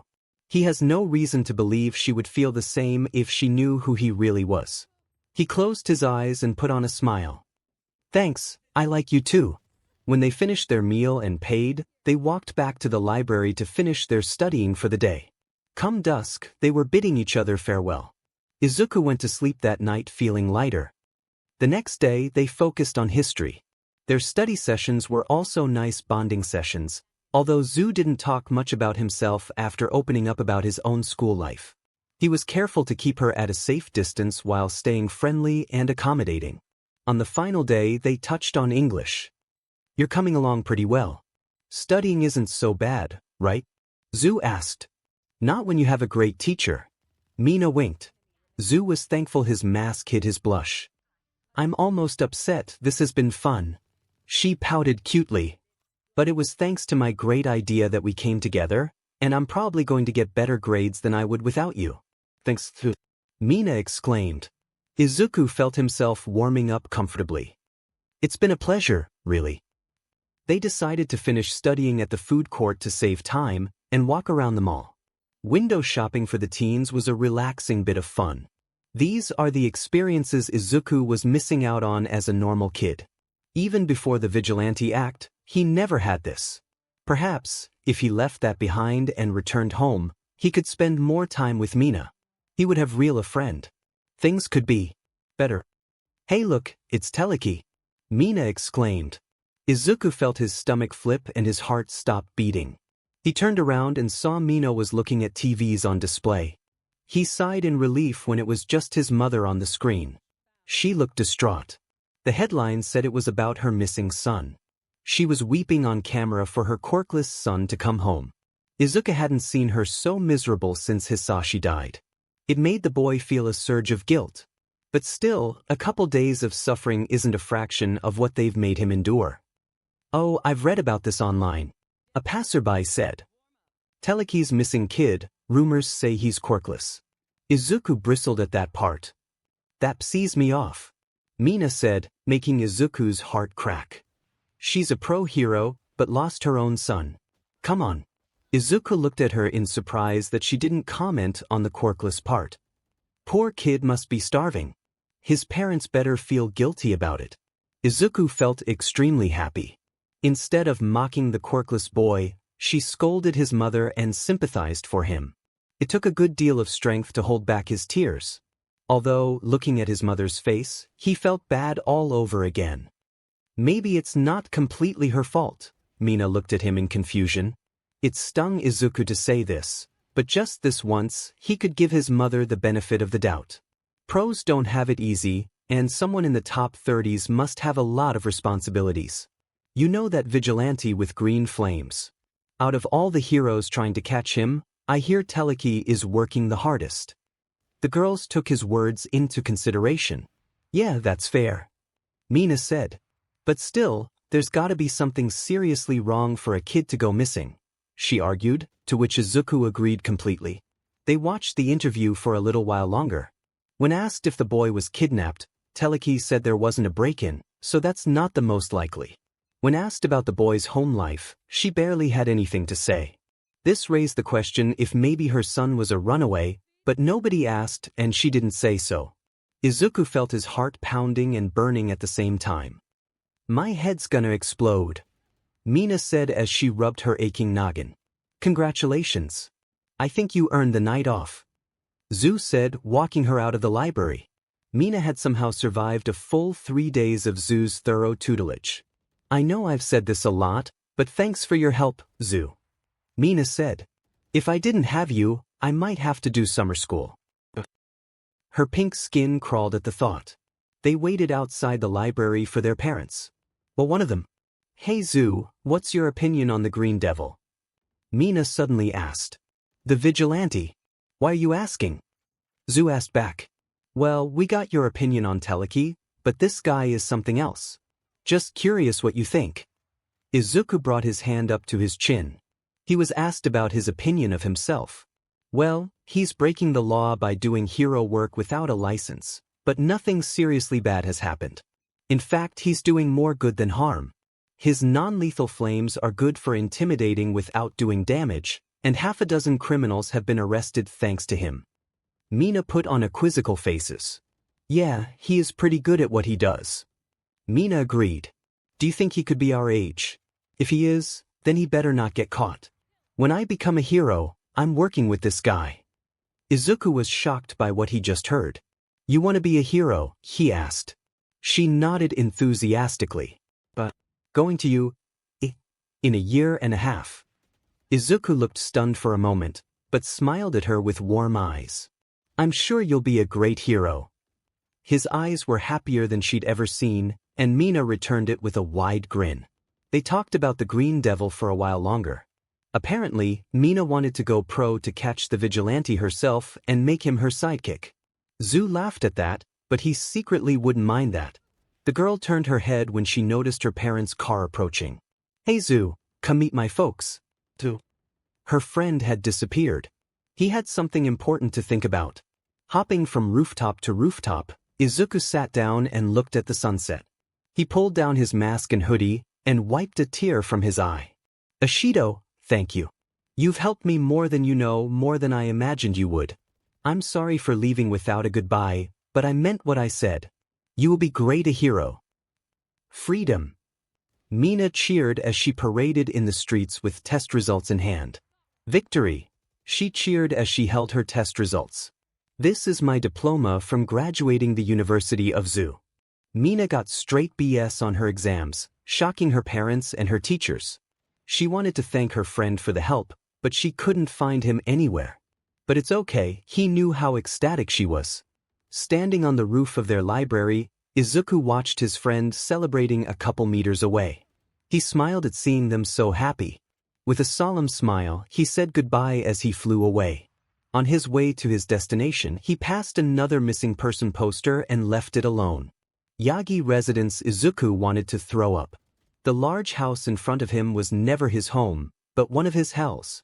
Still, he had been missing for 18 days, and it must have affected his family. He walked to the front door and stared at the doorknob, only 1 inch away from returning to his life as Izuku Yagi. Am I really ready for this? If I go back, it's likely they'll be furious with me, and I'll be worse off than in the streets. Nothing will change. But things have to have changed. Maybe my absence made them change, and I can have a family. No more bullying, being able to talk to Izumi again, Toshinori and Inko looking at me again. Maybe I'll be able to talk to Ashido too. I can have a normal life. With his hopes up higher than logic, Izuku was about to open the door, but did one thing first. He took out a bottle of water and doused his hair with it. The white hair dye washed off his green tips and highlights. Please don't make me regret this. Izuku muttered to himself as he opened the door slowly. No one was on the ground floor, which is good. Now that he's actually inside, he needed a bit more time to ready himself. He left his large backpack by the open door next to his shoes. He went through the familiar passage. He spent so many hours there, looking at the table that had the pictures of Nana Shimura and Hisashi Midoriya. The pictures had a small vase of flowers next to them. Izuku felt something was wrong, but he barely gave it a passing glance. If he saw his grandmother and biological father, he might get too emotional. He only noticed wilting flowers next to where Hisashi's portrait was. He treaded softly through the house, trying to be as quiet as possible. It didn't seem like anyone was home. He went upstairs, the area he dreaded most. His parents' and sister's rooms were on that floor. He heard voices coming from Izumi's room. They sounded delighted and horribly familiar as he listened. He's been showing up in this area the most. We can do a stakeout and catch him in the act. He knew that gruff voice anywhere. But Kogo? He mentally groaned. He heard Izumi's voice as well. He wins by catching people off guard and intimidating them, but we'll get the jump on him. That'll give us a shot at taking him down. Izuku's heart started beating harder as he realized who they were talking about. We'll take down that arrogant BSTRD who thinks he can do whatever he wants. Katsuki said with gusto. We'll make him talk. He'll tell us where Izuku is. Best of all, taking down the Green Devil will make a killer debut for the next top heroes. Every word they said made Izuku want to throw up, run away, and, to his surprise, beat the CRP out of them. Glad to see my favorite people haven't changed. Was that sarcasm? He walked away, thankful that he wasn't noticed. He went back downstairs. Maybe his parents would give him a better response. He sat down and waited for a bit in the living room. They're still so self-centered. Even when I'm missing, they're prioritizing their own glory. What was I thinking rescuing them? Izuku surprised himself with that stray thought. He scolded himself for it, and remembered he was here to try and rejoin his family, but only if he was granted a better life. He noticed that he left the door open and went to close it. That's when he saw it. On the table that had his late family members' portraits, Hisashi's was nowhere to be seen. Nana's was still well kept, but his father was gone, and his flowers were wilted. Izuku's heart started thumping harder and faster. A thought came to him, and it made him feel like lead. No, don't tell me. He ran back up the stairs and into his parents' room. He went to Inko's nightstand and saw there was nothing on top. Please. Tears filled his eyes. He looked in the dresser, and no Hisashi. Izuku went back to the nightstand and opened the drawer with a shaky hand. What he saw filled him with dread, misery, anguish, so many awful feelings. He saw the framed pictures of his father that once decorated various parts of the house and her old wedding ring. Izuku realized what this was. Inko was trying to ignore Hisashi, forget about him. Worse yet, Izuku also found the singed runaway letter he left behind along with the Hisashi memorabilia. He suddenly remembered the night he ran away, when he tried to get everyone's answer, when his final desperate cry for affection was ignored. But it wasn't ignored. Inko gave her response. The answer Izuku wanted so desperately as to why his own mother wouldn't look at him. Because he was born looking like him. Izuku was practically a miniature version of Hisashi. A constant reminder of her failure to save her husband. So that's it. I'm not her son to her. Just her failure incarnate. Izuku found a picture of him and Hisashi playing in the yard. He dropped to his knees and cried silently. That's why you won't look at me. Because I remind you of how you failed to protect your husband. I've been neglected because you failed as a hero. Well, Teleki, I guess we can add parenting to your list of failures. Izuku stood up with a dark glare and tears running down his face. He wiped them away before they could leave evidence. He took a picture of him and his father in the yard before putting everything back the way he left it. He walked back out the door, more desperate than ever to leave the household that abandoned him. Tried to forget him and Hisashi. If they don't care, why should I? All I've ever known from them is pain. Well, no more. Rot in hell, Yagis. Izuku flew away, his heart burning and bleeding horribly. He saw yet another missing person poster. He placed his palm on it and ignited his viridescent flames.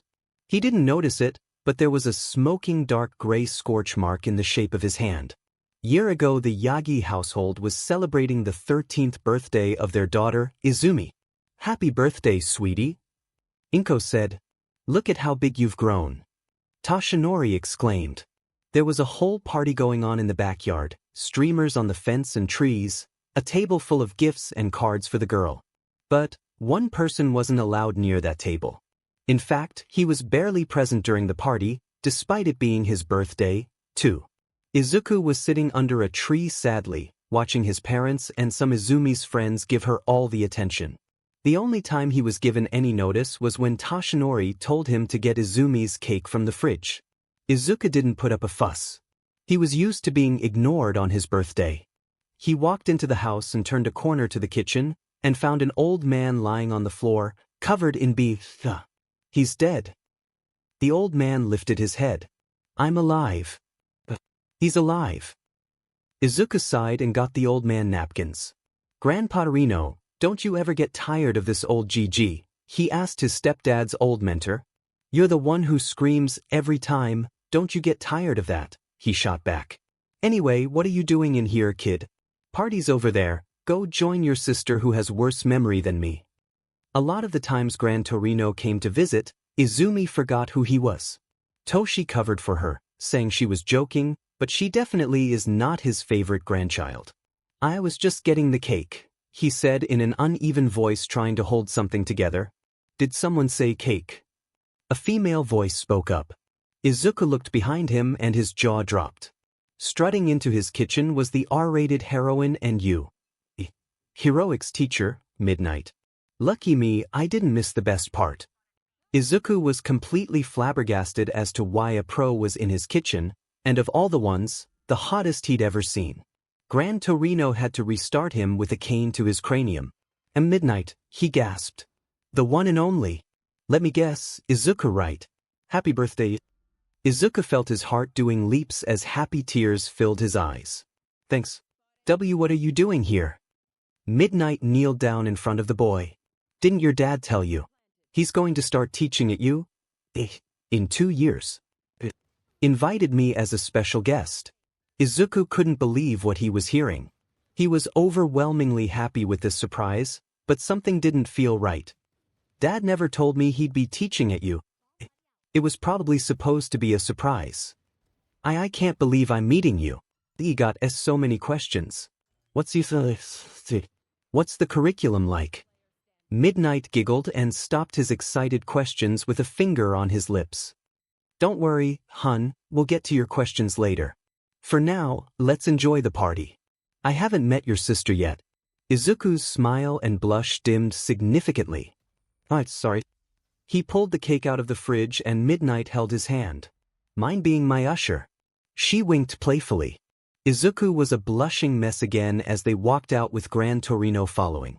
Most of the kids had a similar reaction to Izuku when Midnight arrived. She met Izumi and Katsuki, and found them less pleasant than Izuku. When it came to blowing out the candles, Izuku was on the far end of the table.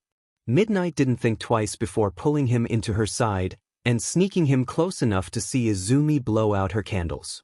When the cake was cut, and everyone had a share, Izumi approached Midnight with her parents in tow. Midnight, guess what? I'm gonna be going to you one day.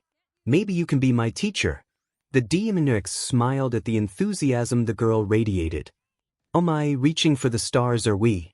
Well, I hope you're prepared for the grueling hard work.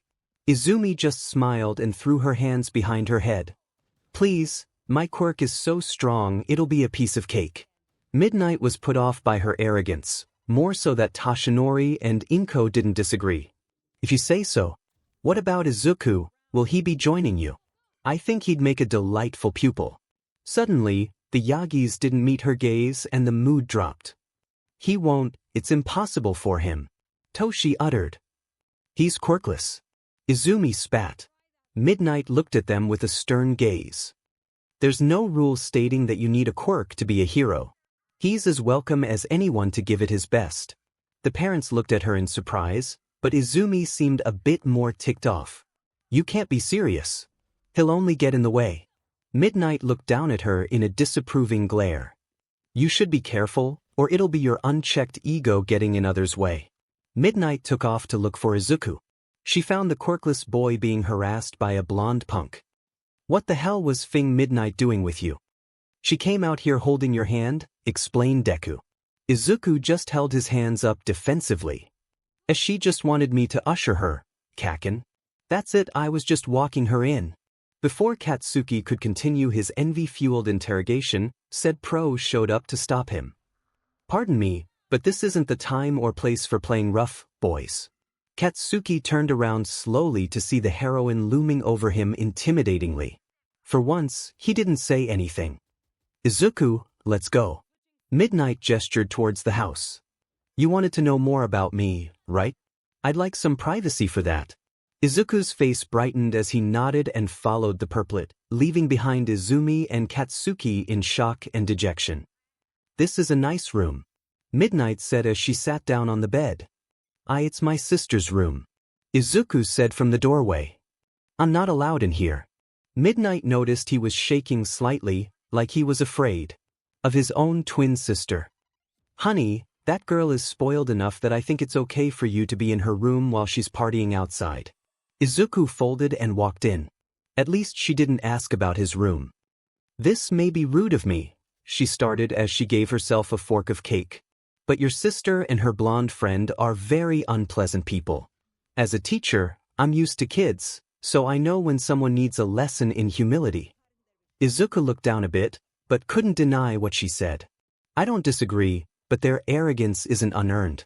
Izumi has telekinesis that could surpass our mom, and Kaken has powerful explosions. They're ambitious and have the powers to become heroes. Izuku, those two are powerful but far from heroic. If harassing innocent people and looking down on others makes a hero, I wouldn't have thrown so many villains in jail. Izuku's eyes widened. Midnight had basically compared Izumi and Bakugo to villains. She swallowed another bite of cake and patted the spot on the bed next to her. Now, enough about them. Go on, ask me anything you want. Nothing is off limits. Izuku had an atomic blush as he sat down next to the older lady. Before he started, she excused herself to go get something. She came back a minute later with a clean fork. I noticed you didn't have any cake. You can enjoy mine, hun. Izuku smiled warmly and accepted the kindness of the DMNX. After getting back on the topic of heroes, the two of them were talking for hours. Stuff about you? Other heroes, the role heroes have to protect the people. Midnight was easily making this the best birthday Izuku ever had. So when it was time for her to leave, of course he was sad, but still thankful that she indulged him. Hold on, you've got a bit of cake on your face, she pointed out. Where? Izuku asked as he ran his hand along his bottom jaw. Midnight kneeled beside him and kissed his cheek. Izuku immediately froze and burned up when he felt her soft lips pressing against his face. When she disconnected, she had a gentle smile and caring blue eyes. Happy birthday, Izuku. Present, that was the best birthday I ever had. I guess it's not so unorthodox that I would dream about my old life today of all days. Gasp. A man choked. Sorry, I just got lost in my own head. The Green Devil had pinned a robber to the wall by his throat and was choking him with a fiery hand. He was up at 3 a.m. with no longing to fall back asleep, afraid of what his mind will conjure up. He engulfed the man in green flames that spread across his body and tightened his grip on his throat. It wasn't long before he lost consciousness and was left next to a pay phone for the police to pick up. The first thing that Izuku does on his birthday, fight scum. The last thing he wants is to relive the past. 15 p.m. in his civilian alter ego, zoo, Izuku was walking among the people with dead eyes. He sorely regretted going back home. After so many years of wondering, he finally got an answer. His mother refused to look at him because he reminded her of her husband she failed to protect. His existence is a slap in her face, despite the fact that he never did anything wrong. If that's how she really feels, why does she bother putting up a front about wanting me back? Guilt. Where was that when she ignored my cries? Crash.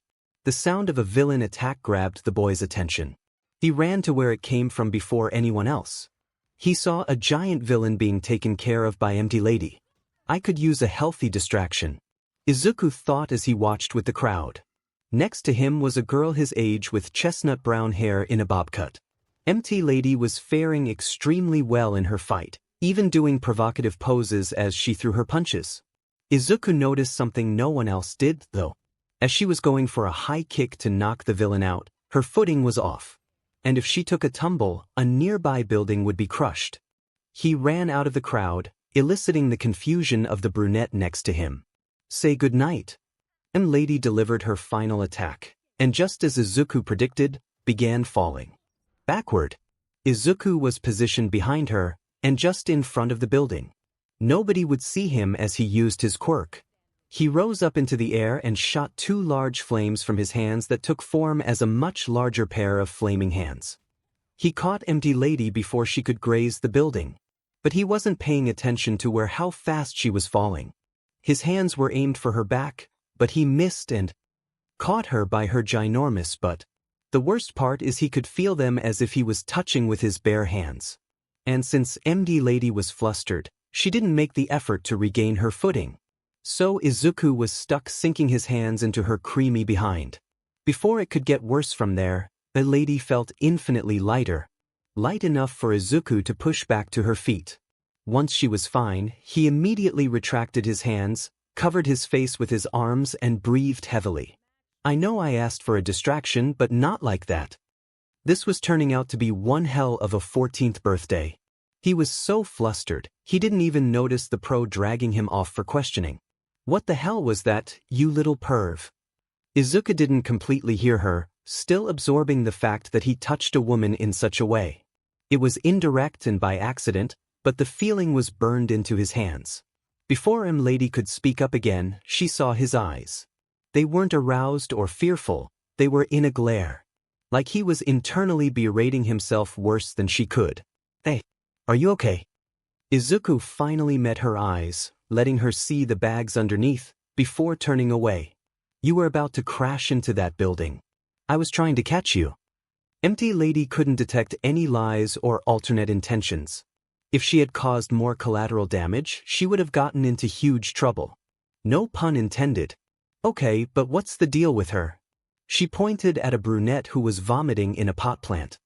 Empty Lady took the kids to a cafe to get some snacks and calm them down enough for a real conversation. There were 2 cups of green tea, an order of mochi and a strawberry shortcake on their table, courtesy of Empty Lady. The pro held her hands together in front of her mouth as the kids explained their sides of the story. Thanks so much for saving my butt. I would have been screwed if I had crushed that building.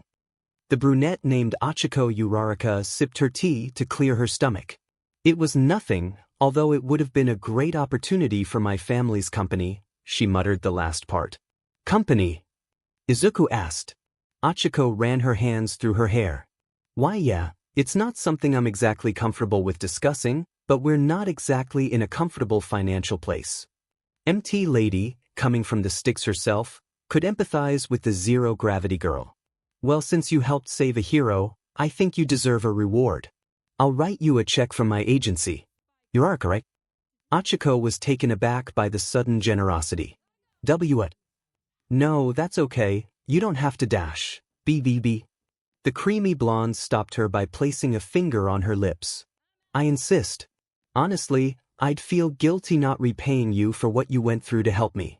One thing about being a hero, always accept your fans' gifts. Izuku was just as surprised by the pro as Uraraka was. He initially saw her as a vain, self-centered, narcissistic attention hog. And she is. Anyway, I only acted after I saw Zu jump in the danger zone. Lady turned to the young man at their table. Speaking of, you sure you're okay with just the tea? Zu nodded his head. I'm fine with just this. I'm not really hungry right now. The creamy blonde winked at him.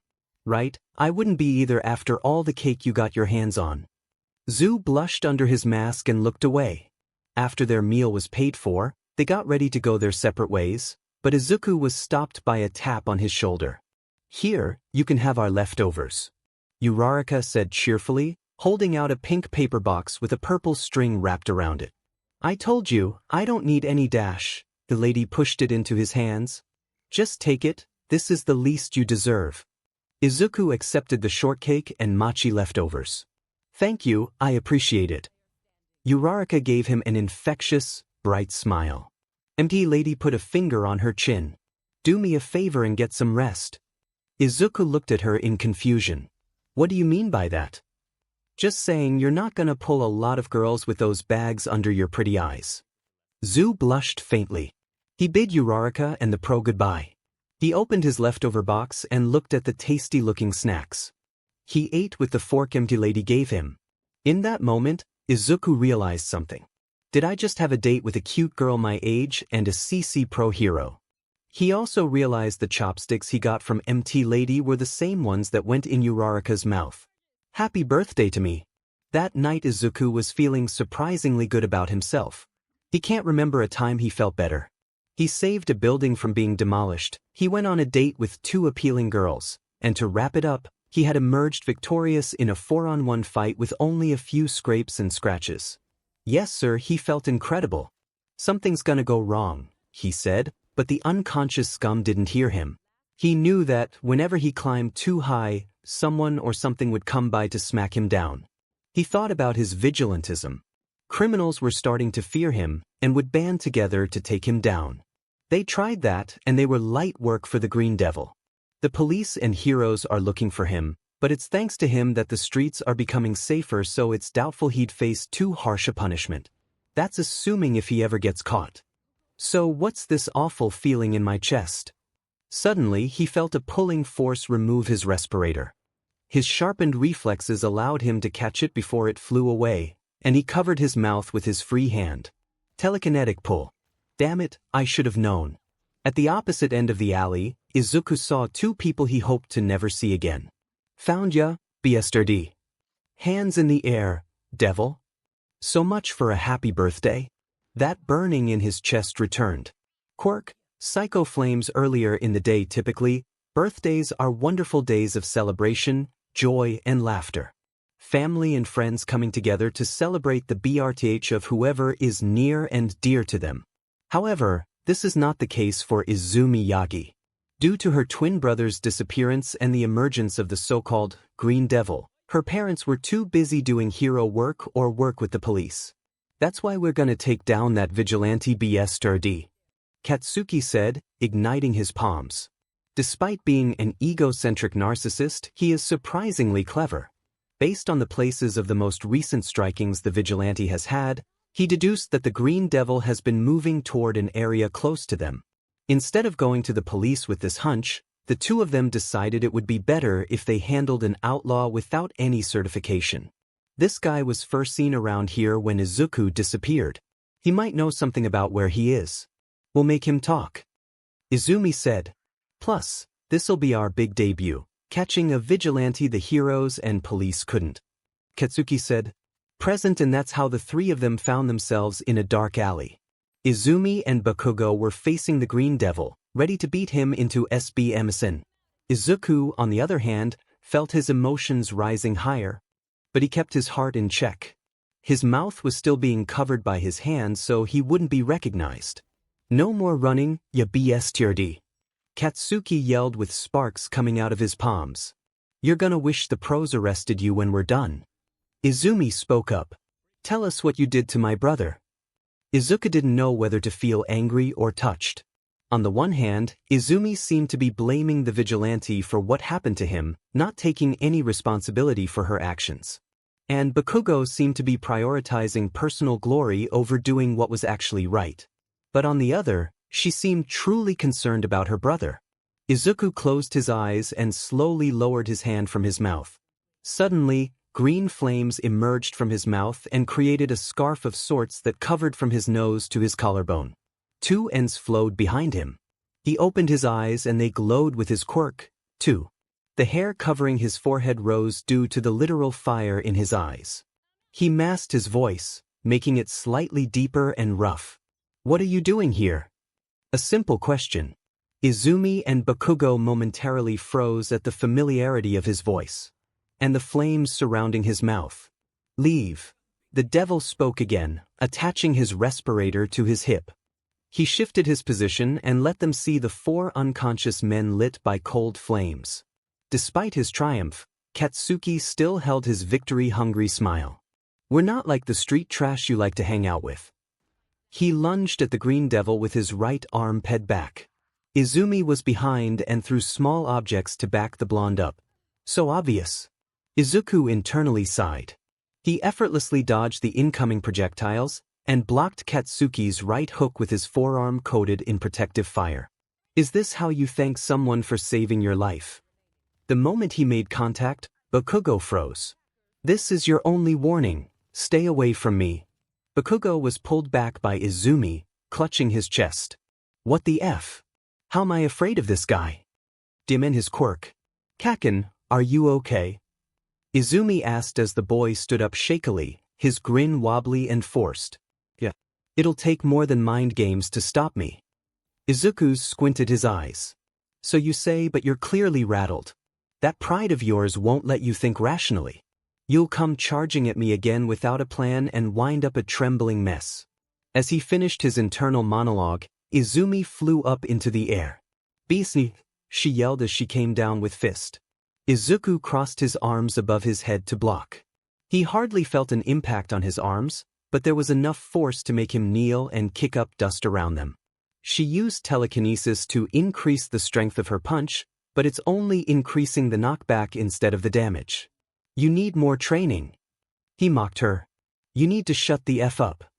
Katsuki yelled, charging at the devil with a sparking hand. Izuku grabbed Izumi's arm and threw her into Katsuki.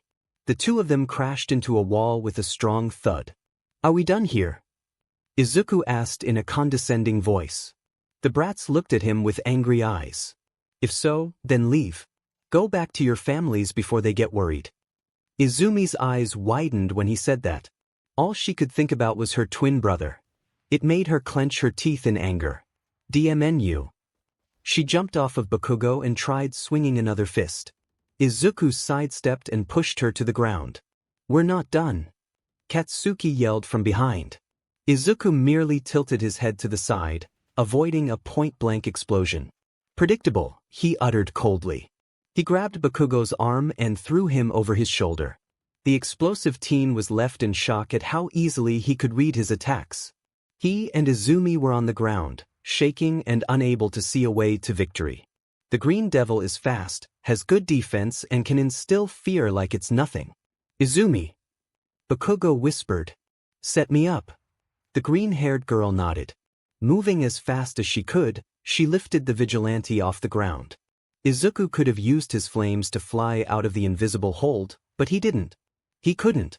This feeling of being helplessly suspended in the air made him lock up. It brought back too many awful memories. Like that day. He was so distracted he didn't notice Bakugo jumping at him. You're mine. He unleashed a powerful blast square on Izuku's chest. The entire alley lit up with an orange burst of light as the boy was sent flying backwards. As he fell with a burning pain on his body, he couldn't stop his heart from beating wildly. It all came back. Those horrid memories of abuse. He landed on his feet in a crouching position, one hand on his smoking chest and another on the ground. He hunched in on himself, breathing heavily. Izumi and Katsuki looked down at him, feeling proud of themselves all over again. How'd you like that, you piece of a, Katsuki taunted. That's not all you've got, right? Come on. Show us what you can do. Izumi taunted. The smoke coming from Izuku's chest didn't die out. In fact, the smoke was more prominent and beginning to hiss. Getting impatient, Katsuki rocketed at the seemingly despondent opponent with another powerful blast. That was a mistake. Just as he set off the explosion, Izuku caught his hand in his, their fingers intertwining. The explosion was mostly blocked, with the vigilantes barely feeling the heat. You're going to wish you hadn't done that. Katsuki was taken aback, but then started crying out in pain. His and was being crushed and burned. Izuku pulled back his hand from his chest and ignited it in green flames. He unleashed a powerful punch right in Katsuki's stomach. The flames drove his fist forward for a harder hit, and a wave of green fire following it blew him back. He rolled over a bit, spitting up and gasping for air. The damage Izuku dealt left him practically paralyzed. The most noteworthy thing is that Katsuki's shirt had a hole burned through it and burn marks on his gut. What the F happened to Cold Flames? The news said he can't burn anything. What did you do to him? Izumi yelled. Nothing he didn't deserve, he answered coldly. Izumi tried to grab him again, but Izuku reacted quickly enough. He unleashed a wave of condensed fire, thick enough to act as cover. Meaning Izumi's telekinesis would grab the flames instead of him. The moss ball groaned. The heat was rising on an already warm night. The same debilitating effect was there, but weaker. She tried flying up to see where the devil went. He found him hovering above her with flames on his feet. Before Izumi could react, Izuku pulled back his flaming hand. However, this one was different from the blow he dealt Katsuki. A large hand of green fire grabbed Izumi. She was swallowed by the fire construct and endured scorching heat that left burns all over her body. Izuku used the fist to punch down on Katsuki again with a bright green burst of heat. The two of them were smoky, battered, and broken on the ground. Izuku hovered down and looked at their pathetic forms. He began to cool down and the flames were mostly put out. Katsuki and Izumi shakily sat back up. Izuku sighed. Why are you here? He asked again. The two of them still had the will to fight despite the difference in their strength. Why you fing moron? Why do you think? Katsuki groaned. You're an outlawed BSTRD who thinks he can do whatever he wants. We are gonna stop you, 'cause it's what heroes do. Izumi said. Izuku felt his heart begin to burn at the use of that word. Heroes. Firstly, you're far too weak to be able to fight me. Face it, you can't live up to your own hype. Second, you're hypocrites, not heroes. You're doing the exact same thing I'm doing. You don't have the authority to take me down, but you think you can do whatever you want, too. What will be your excuse when go home bruised and burned? Izumi and Katsuki didn't answer him, but felt unsure of themselves.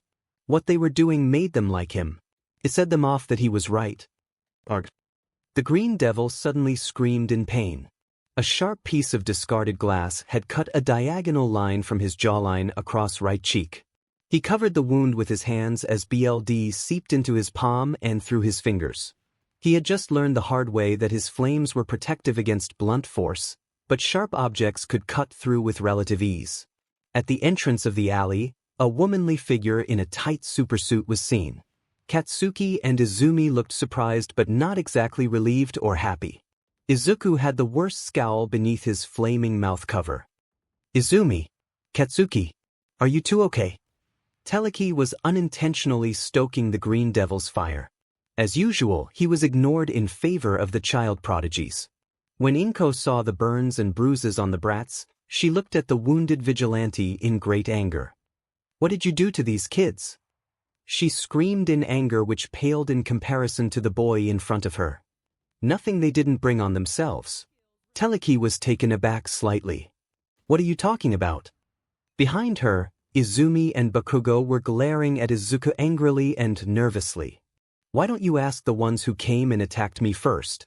The arrogant punks who think they're above the law, cowering behind you. Inko momentarily glanced back at the two, but refuted the devil's claims. Although, his words were starting to seep through a crack. That's right, I'm talking to you too. You come at me full of hot air, but the moment you realize I'm not a pushover, you hide behind someone who can back up her words. What's wrong? Lost your nerve? Izuku knew what he was saying would provoke them. Striking their egos always does it. In the past, he kept his mouth shut. But now, having the opportunity to finally get his true feelings out, it was oddly exhilarating. His temper flared as the emotions he was forced to hold back erupted in waves. And smoke. So you admit to being weaklings who need someone else to save them? Or do you admit you're idiots who are no better than me? That was the last straw. Before Inko knew it, Bakugo and Izumi charged at the devil violently. Shut you up! Katsuki shouted, DMNYOU. Izumi yelled. Fush! The two of them were blown away by a sudden, massive eruption of green fire. The viridescent flames consumed the entire alley in an instant. Inko barely had the time to get herself and the kids out of the way. What is this? His flames are supposed to be chilling. But this heat, it's on par with Endeavor. Teleki thought. On the ground, the green devil's explosion of fury had set everything alight, including the four unconscious thugs. They groaned in pain momentarily before their throats and lungs, and the rest of their bodies became charred lumps of meat and bone. Izuku hardly even noticed his flames went from bone-chilling to flesh-melting. His eyes were focused on the people above him who had ruined his childhood and forced him to run away. It happened again. You found these two in the middle of ruining my life, and took their side again. Has nothing changed? He glared intensely at Izumi and Bakugo. It was a mistake letting you live. The pillar of flames spiked up dramatically in heat and size, before dispersing into green embers. Teleki hovered above where the green devil was and surveyed the damage. The entire alley was reduced to cinders, a nearby dumpster melted. There were small green flames that flickered on the pavement that would eventually die out. A silver respirator was left where the devil stood. The worst of it was the four thugs he'd knocked out before anyone arrived. They were reduced to smoldering heaps of charred flesh and bone, completely unrecognizable. The entire alley reeked of burnt bodies. That's sick bestiality. Katsuki growled. Cold flames, my butt. He's been hiding his abilities to trick us.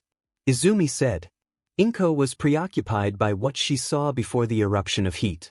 The green devil had taunted Izumi and Bakugo into attacking him, but something didn't sit right with her. Did they really try to attack him first? But they're not pros yet, they don't have the authority. And they seemed so violent before he put up his flames.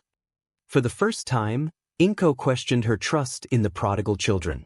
Meanwhile, Izuku was traveling above the city at high speeds, flying above everything instead of jumping to and from rooftops. He came to a stop behind an apartment complex. He noticed there was a smoke trail where he landed with a skid. What happened to me back there? He wondered as his fire mask came undone. He ignited his quirk in his left hand and touched a discarded newspaper. It burned, he could tell by the black smoke. There's heat to my flames now.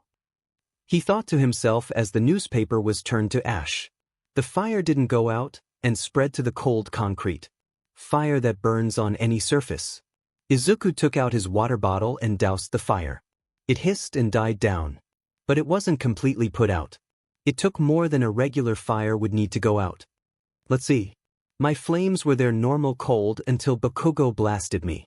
I just remember getting really angry and beating them up. It made my blood boil to see they haven't changed. And then when Teleki came and took their side, as always. Izuku clenched his fist as smoke escaped from it. He understood that his power is tied to his emotional state. Then his eyes widened as the realization of what he'd done hit him. Those criminals. I burned them to death.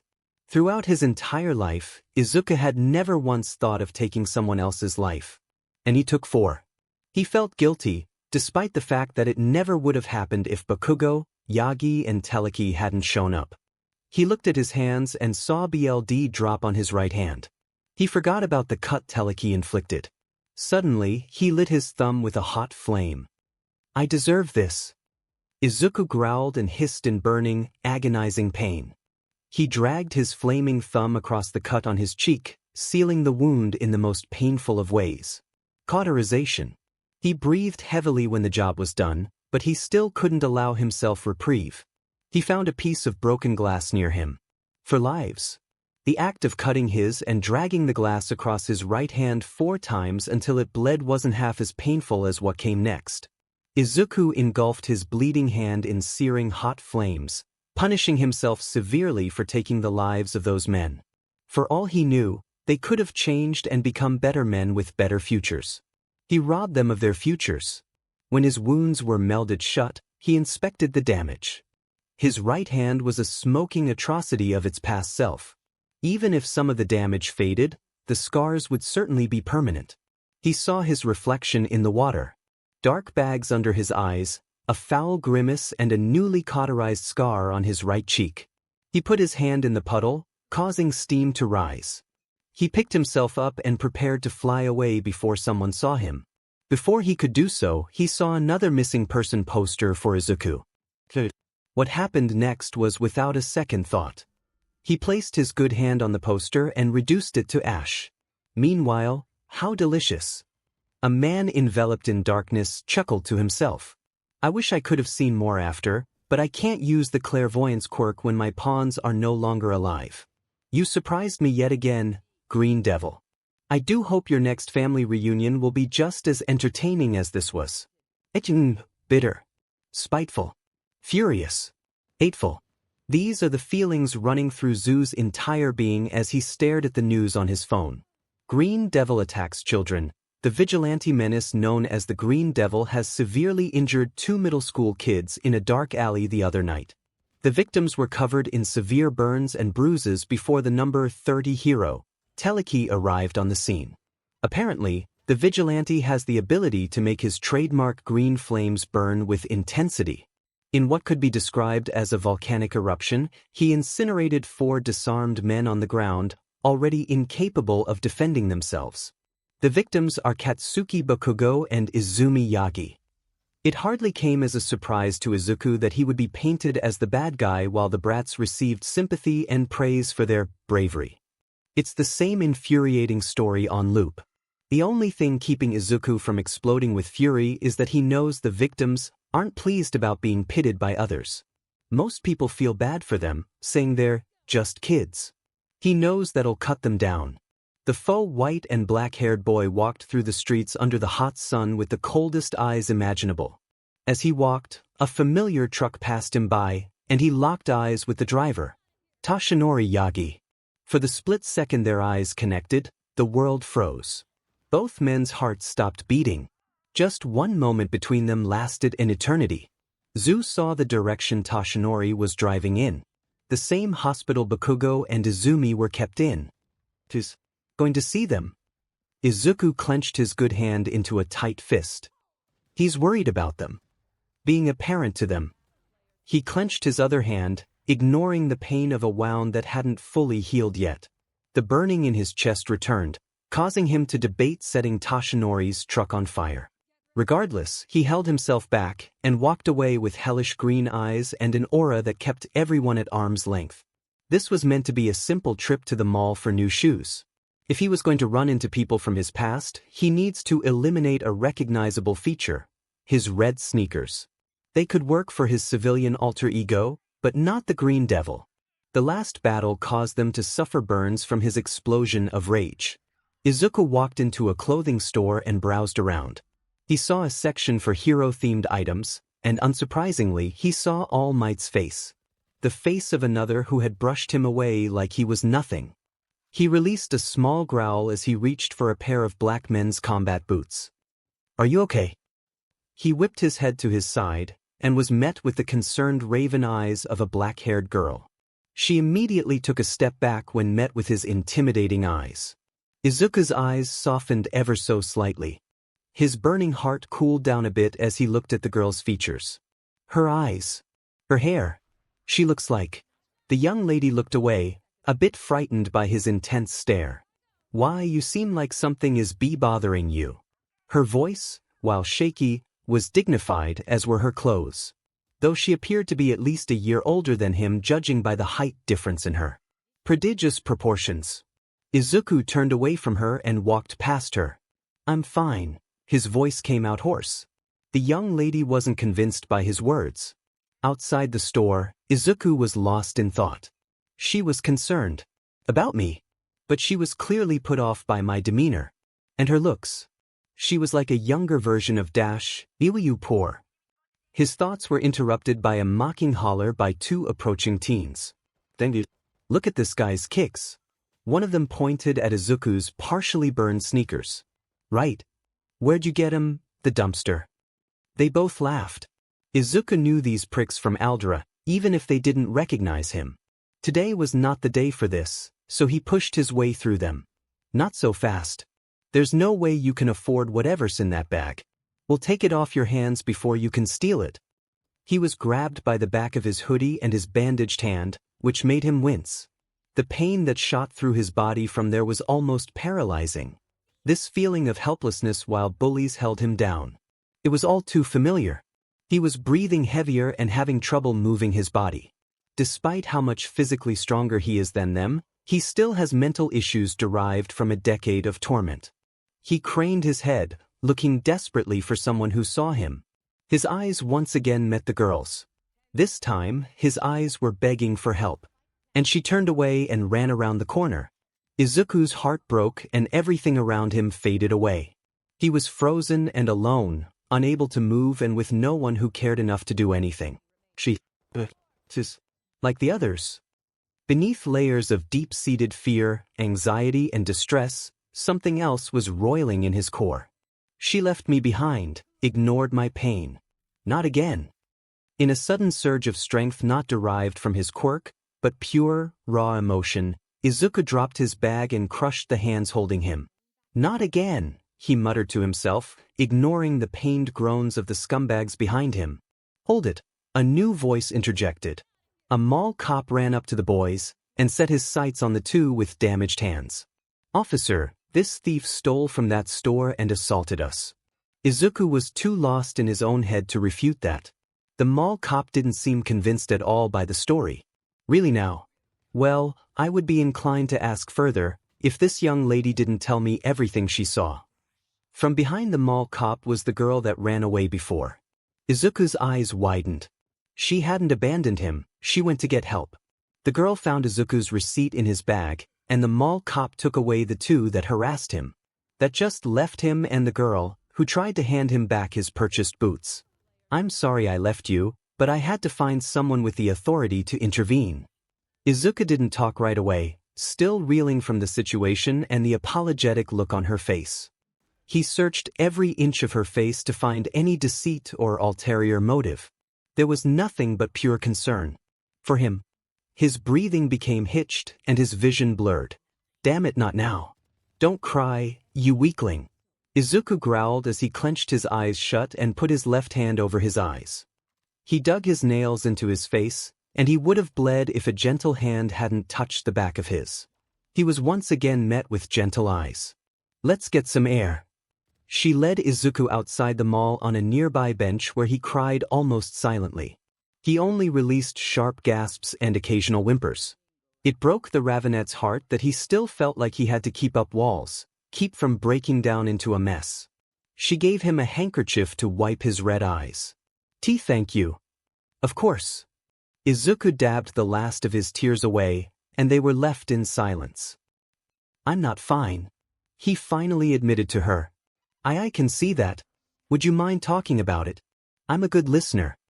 Izuku glanced at her, still unable to understand where this kindness was coming from. "What's your name?" he asked. "Momo Yaoyorozu. And yours?" I'm Zu." He almost gave her his real name. "Those guys that grabbed me were from Aldra, they're bullies." "I had a feeling." Zu didn't look at her, and instead at his hands. "I've put in training to get stronger, but I have issues. So when you left while they held me, I felt powerless all over again. But then you came back with help. That was what should be expected of someone who witnesses unjust cruelty." Momo finished for him. Zu held his right wrist in his left hand. "I wish more people thought like you do." Momo looked at him with saddened eyes. She wanted to reach out and touch him, let him know a gentle touch after what he'd experienced. "Did you say Aldra? The same school Bakugo and Yagi go to?" Izuku trembled at the mere mention of their names, and cursed himself for it. "You must have heard about their encounter with the Green Devil," he said bitterly. "I did. I feel so bad for them, having been in such an ordeal." Izuku's hands shook with barely suppressed anger. "Yaoyorozu, you're a good person." Momo smiled a little but could feel a but coming. "But you're wasting your energy concerning yourself about them. Of all the countless scumbags that make up Aldra, those two are the worst. They arrogantly proclaiming being heroes, but they use their quirks to keep others beneath them. They're especially cruel to the weakest links. I promise you, they are the last people that deserve your sympathy." Momo studied his body language carefully. Hunched form, tightly grasping his bandaged wrist, most telling were his eyes. Dark bags and bloodshot from stress and lack of sleep is intimidating enough. But his glare carried the heat of 1,000 suns. She gulped before speaking up again. Why were you so surprised that I didn't turn a blind eye at you?" Zu put his left hand on his face. "I'm more surprised you didn't join them in picking on me. Nobody's ever done what you did for me." Momo was greatly shocked by this revelation. "What? Not even your parents?" Izuku grit his teeth. "Like they even care enough to ask. That can't be true. I'm sure your relationship with them must be difficult, but all you need to do is have an honest conversation with them. I'm sure they still dash. Don't you dare give me that." Momo jumped at his sudden yell. "If they really cared, would they ever ask why I kept coming home burned and bruised? Would they neglect to call me for dinner and let me starve for countless nights? Would they put on a grand birthday for their favorite child, and then forget they even had me? You don't have the slightest idea what kind of house I ran away from. You think mixing words is enough to heal these scars? I've tried more times than I can remember to connect with them. You don't know how many cries for help have fallen on deaf ears in that appalling excuse for a home." Momo was completely speechless during his tirade. Zu's terrifying glare was now directed at her, with tears falling like waterfalls. His hand pulled his mask down below his nose, and Momo got a peek at the scar on his right cheek. "I know what I am in that family, and trust me, I am not their son. A sheltered creature like you doesn't know the first thing about me." Both of them were silent after that end part. Zu's tears stopped flowing, and his heart slowed down. He looked straight at Momo, and saw tears building up in her eyes. In an instant, the bonfire in Izuku's heart was overcome by a tsunami wave of guilt. He quickly picked up his shopping bag and ran away from her. "Wait!" Yaoyorozu held out her hand and yelled. But it was too late. She lost him in the crowd. His furious words echoed in her head. Yaoyorozu brought up a hand to wipe her tears away. Izuku flew up to a nearby rooftop. He was looking down at Momo as she wept. What's wrong with you? She showed you nothing but kindness, and this is how you repay her. He turned away from the edge and pulled down his mask to wipe his tears on his sleeve. He remembered that he partially removed his mask in front of her. I even made her look at my unsightly scar. That was his last thought before fleeing from the first person to help him with his bullies. Meanwhile, Yaoyorozu walked back to the bench she and Zu shared with puffy eyes. Nobody's ever helped him. Not even his parents. I just assumed his situation without knowing everything. I probably don't know the half of it, and I still tried to lecture him. He must hate me now. Momo buried her face in her hands, feeling a few more tears welling up. Momo! She looked up and saw her family limo, with her parents looking at her through the window. Momo tried to collect herself and join them, but it was painfully obvious that she was crying. Sweetheart, what's wrong? Her father asked. Momo thought carefully about what to say to them. On the one hand, she wanted to tell them about everything Zu told her, but that wouldn't exactly be useful. She couldn't call the authorities on his family without knowing his real name. Besides, blabbing about his awful past would be another slap in his face from her. After some deliberation, she opened her mouth to speak. Mother, father, do you know what goes on in Aldra Middle School? That afternoon, this is odd. A detective muttered to himself as he sipped his coffee. He stood at his desk with reports about the Green Devil, including one from Teleki. His door opened, and in walked a skinny blonde man. Tsukachi, how goes the investigation? He asked. I'm not sure, but I'm surprised you're here. How are the kids? You visited them in the hospital, right? Toshinori nodded. Izumi and Katsuki admitted to going after the Green Devil on their own. I told them that was brave but irresponsible without having backup or telling anyone. I think they were trying to take him in as a gift for Inko. A faint smile appeared on the blonde man's face. A little soft, but okay. So they're getting discharged this week. They're children, only in middle school, and they went through something scarring. But yes, and I still have more to say to them. He clenched his fist while saying that. Tsukachi nodded. You know what, you should go home. I can handle this for now. You should be looking after your wife. I'm sure she's working herself extra hard to find that vigilante. Toshinori looked surprised. Are you sure? Yeah, take care. Tsukachi almost pushed his friend out the door and went back to his investigation into the Green Devil. Sorry, Toshi, but if I'm right, your biased feelings will make this difficult. He went back to his desk and pulled out a medical file. Let's start with you, Izuku Yagi. 14 years of age, born quirkless, attended Aldra. You disappeared the same night green flames were discovered. Tsukachi then turned to the papers he had on the Green Devil. Not much is known about him, other than he has a unique mind quirk in the form of cold flames. Inflicting mental suffering on others by means of fire that doesn't burn. Out of hundreds of thousands of quirks, this one isn't in our database. Tsukachi then looked at the report he received from Teleki. Your victims up till now have been thugs and criminals, none severely injured and all of them quaking at the mere mention of you. But this tells a different story. For men burned to death by your power, because you were attacked by children and a hero. Quirks have been known to evolve under stressful situations, but what connection could you have with two random kids? From what Teleki told me, he has the voice and stature of a child no older than her daughter. That alone has unsettling implications. There are still many unknowns about his quirk, and if he is a child, he has immeasurable room for growth. He picked up a missing person poster. Quirks grow in strength and complexity with each generation, and late bloomers are a possibility. But they're usually between 7 and 9. I need more information before I can start making assumptions. Tsukachi stood up from his desk and looked out his office window. The way the detective saw it, there were two possibilities. Izuku Yagi was kidnapped on his way home, as Toshinori suggested. Possibly dead. Or Izuku ran away and became the Green Devil. I've been wrong before, so please let me be wrong now. Meanwhile, Toshinori was in his truck, driving back home. He had made his decision. Izumi, you and Katsuki get well soon. We'll begin your training as soon as you're able. We need your great potential to find Izuku and put a stop to the Green Devil. I yelled at her. She was trying to help me and I turned her away. What's wrong with me? Izuku had retreated to the forest in his neighborhood, away from modern civilization. He stood perfectly still with his eyes closed. He suddenly raised his hand and caught a green fireball. He threw it over his shoulder and it curved around. He tilted his head and the ball missed him.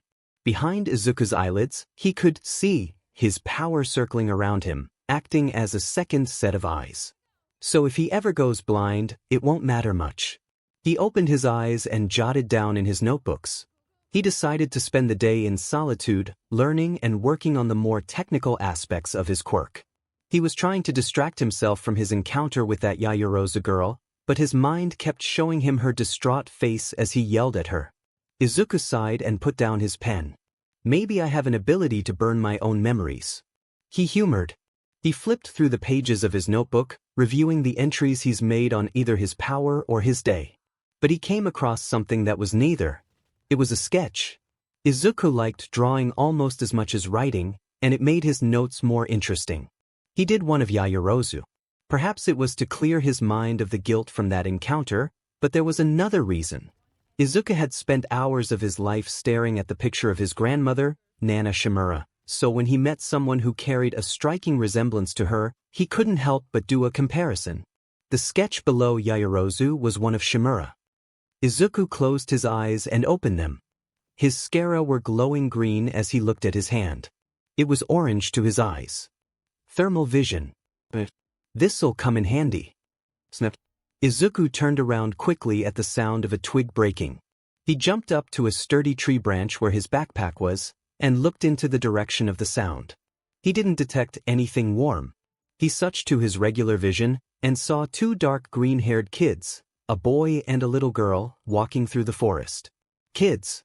Well, I shouldn't be surprised considering I used to wander around here too. Their heat signature is low enough to blend in that my thermal vision couldn't detect them. They must be cold-blooded.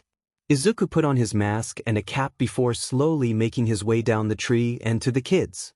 Hey! Both of them jumped slightly and backed away at the arrival of the stranger. The girl hid behind her brother, who put his arm out to protect her. Izuku, in spite of being through an emotional roller coaster recently, was touched by the caring sibling display he saw. He kneeled down to try and relax the kids. Are you two lost? He asked softly. They both nodded.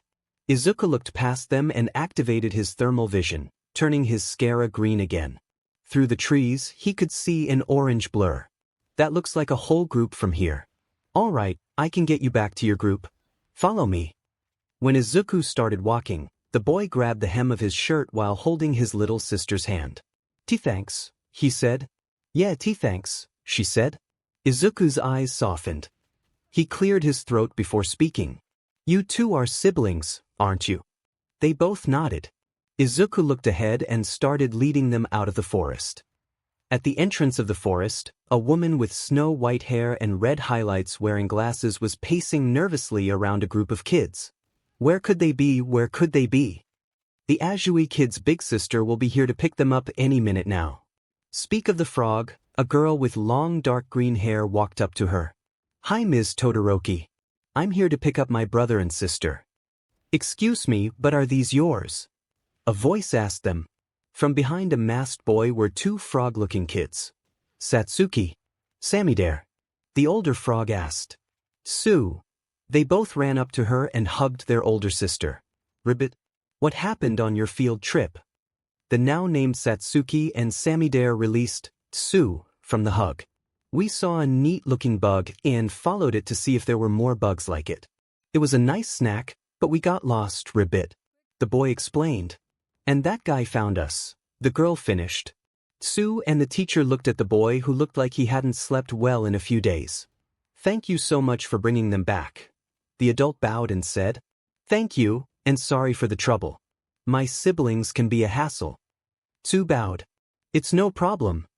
Izuku said with little emotion. The rest of the other kids were getting picked up by their parents, which left the 5 of them on their own. Can I suggest something? Izuku asked. Izuku's suggestion was going to a nearby playground to end on a better note. This time, the Azui siblings were watched carefully by 6 vigilant eyes, And the little ones still got to have their fun. This was a great idea, Tsuyu said with a finger on her chin. Yeah, and thanks again for doing my job of looking after these kids. Fuyumi Todoroki said. I shouldn't have had to do anything. Izuku said bitterly. He looked at her with a sideways glance. You're responsible for them, how could you let them run off like that? You're lucky I was there and not some scumbag. Fuyumi shrunk under his harsh but true words. You're right, I'm responsible for them. I should have been more vigilant. Sorry. I'll do better. Izuku sensed she was genuinely remorseful for her mistake, and even said she'll do better. He lightened up on her. I can't imagine teaching is an easy job with all those curious kids to look after, ribbit. Even Sammy Dare broke away, and he's one of the older few. Tsuyu said. So, what were you doing in that forest anyway? Fuyumi asked, making Izuku tense up a bit. I just like the quiet, he spoke. You seem to know this place well. Are you from here? Tsu asked. Zu gripped his arm tightly. You might say that. There was an uncomfortable silence between the three of them. Tsuyu and Fuyumi were greatly curious about Zu's situation. Hey Zu. The boy looked at the frog girl, showing her his tired, hurt eyes. I'm the kind of person who says what's on my mind. You look like you have a lot of issues. Do they stem from home? Fuyumi was taken aback by Tsuyu's personal question, but Zu didn't show a similar reaction. He stayed silent for a bit. Do you know what it's like to be overlooked and ignored by somebody who's supposed to be there for you? More than you. Fuyumi spoke up. Izuku put his bandaged right hand on his face. Do you have anything you want to get off your chest? She asked worriedly. Izuku thought back to the last person he talked to that lent him an ear. A little. He took in a deep breath before beginning. I hate my family, I suffered neglect and abuse. I was treated differently for being quirkless. And my sibling got endless attention and praise for being born gifted. Same for my old friend. I've tried to understand why, but at this point, I might be better off without them. Tsuyu and Fuyumi listened intently. His voice was mostly level, hardly ever cracking. That meant he had lingering sadness. I know what you mean, Fuyumi started. I don't exactly come from the prettiest family either, and I can relate to having a talented sibling. But have you ever tried to reconnect with them, like trying to talk this through? Izuku grit his teeth. More than I can count. My latest attempt was by far the most horrific. He growled at the end and clenched his fist. That might have been a mistake. Huh. Ribbit. Tsu and Zu looked at her in confusion. I'm not a licensed therapist, I'm going on instinct, but hear me out. You're not at all wrong for wanting something better from your family, but it's something that all sides have to want. You don't have to be upfront right away, but maybe take some time to think. Do they show any signs of wanting what you want? Are you absolutely sure you know what you want? It's completely up to you what you choose, but I've always found it better to make an informed decision. Watch them and see if you really want to be with that family. Until then, don't revolve entirely around this unpleasant topic. You could find healthy distractions like exercise or reading to keep a healthy psyche. Don't be afraid to put yourself first sometimes. Izuku took everything the woman said to heart. She was making complete sense, and it made him feel like going home wasn't a complete mistake. He learned how his mother feels, heart-shattering as the truth is. He's got a pretty good read on Izumi too. So that just leaves. Dead. Izuku felt a tap on his shoulder. It was from Tsuyu. You don't have to answer, but what's your family like? She asked with gentle eyes. Zu ran a hand through his hair. My mom's a pro hero, and my sister wants to be one too. They both have strong quirks. My stepdad works with the police and has a weak strength enhancer. Just enough to make lifting a couch or fridge easy. His mom was a hero too. Save for my old man, heroing is kinda like the family business. Things went off the rails when I was diagnosed as quirkless. I was ignored by my parents, bullied by my sister and best friend. Told to off myself. That was the final push I needed to leave.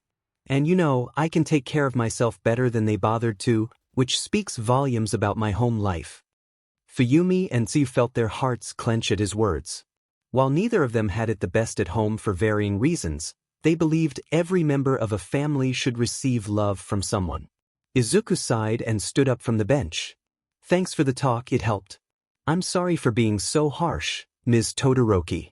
I can only imagine how taxing a job managing a bunch of kids is. He walked away, but felt a hand grab his right one gently. He looked back at Tsu holding him.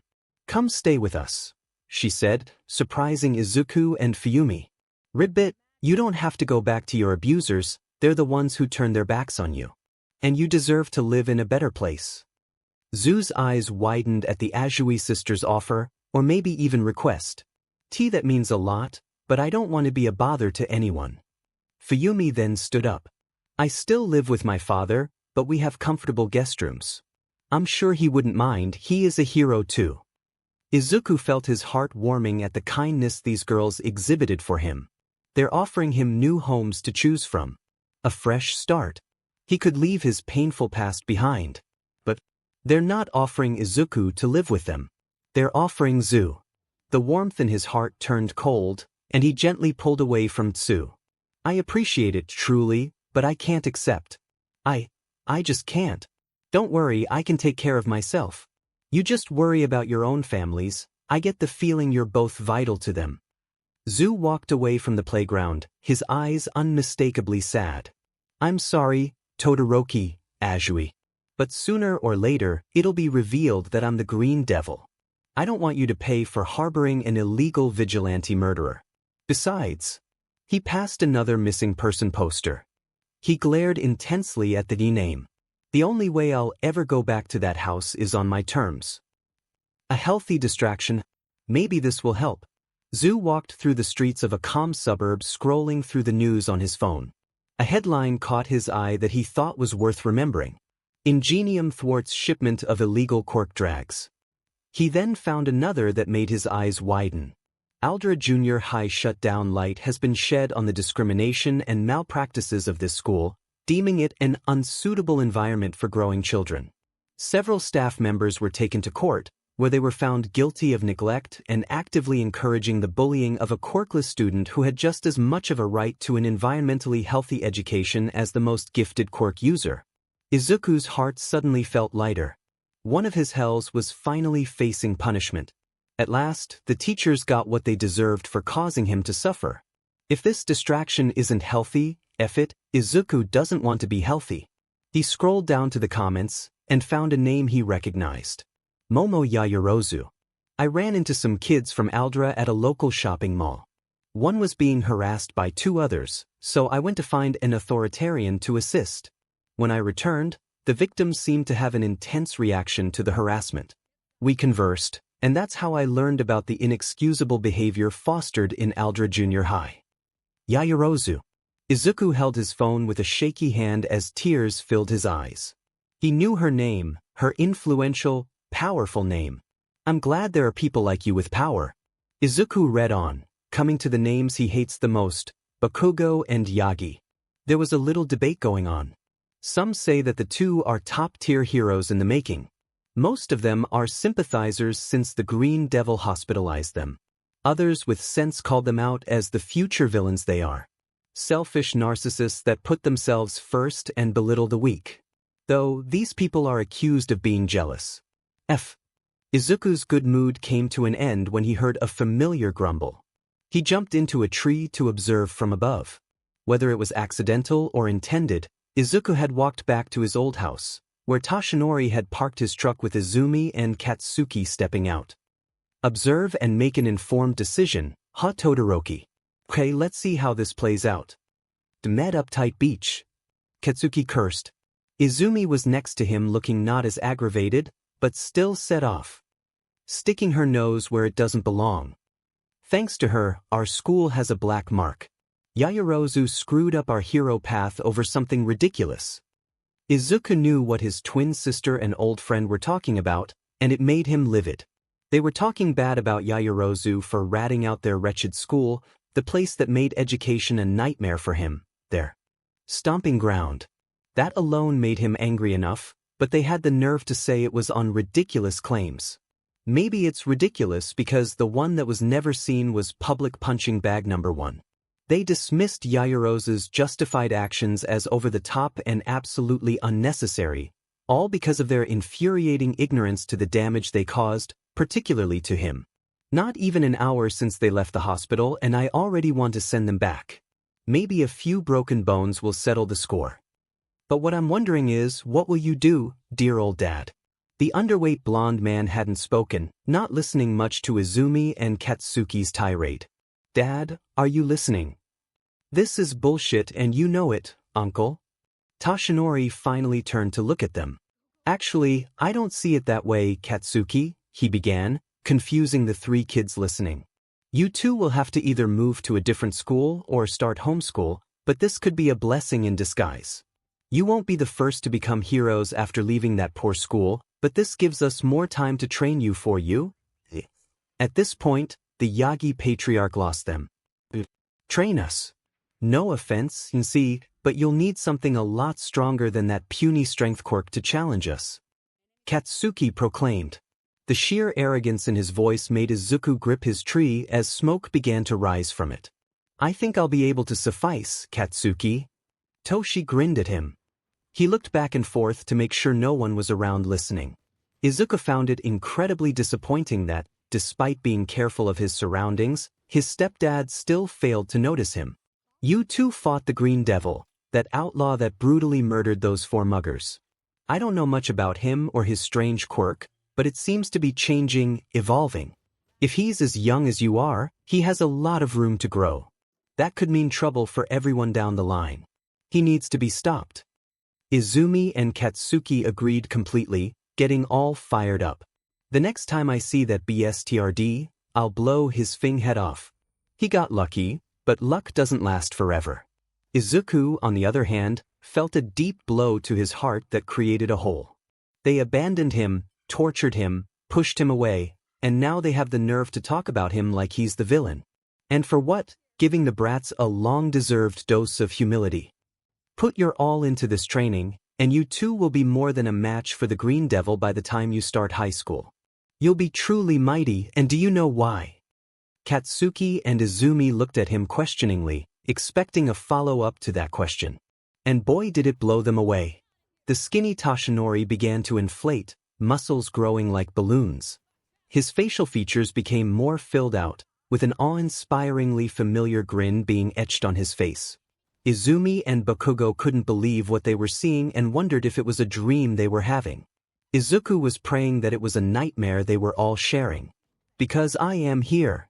All might in the flesh, said his catchphrase. Katsuki and Izumi were at a loss for words. In front of them, where Toshinori once stood, was the heroic symbol they'd admired their whole lives. They couldn't move, blink, or breathe right. All Might continued. That's right, future heroes. It is I, All Might, aka Toshinori Yagi, father of Izumi Yagi and proud husband to Inko Yagi, aka Telekinesis. For someone to loudly yell his true identity where literally anyone could pass through and see him was incredibly stupid, but Izuku was too betrayed and heartbroken to point that out. Dad. Izumi finally uttered. Why you? All this time. Katsuki was starting to reel too. Toshi. The hell? Izuku caught his breath much faster than these two, and that was directly after his own encounter with a villain.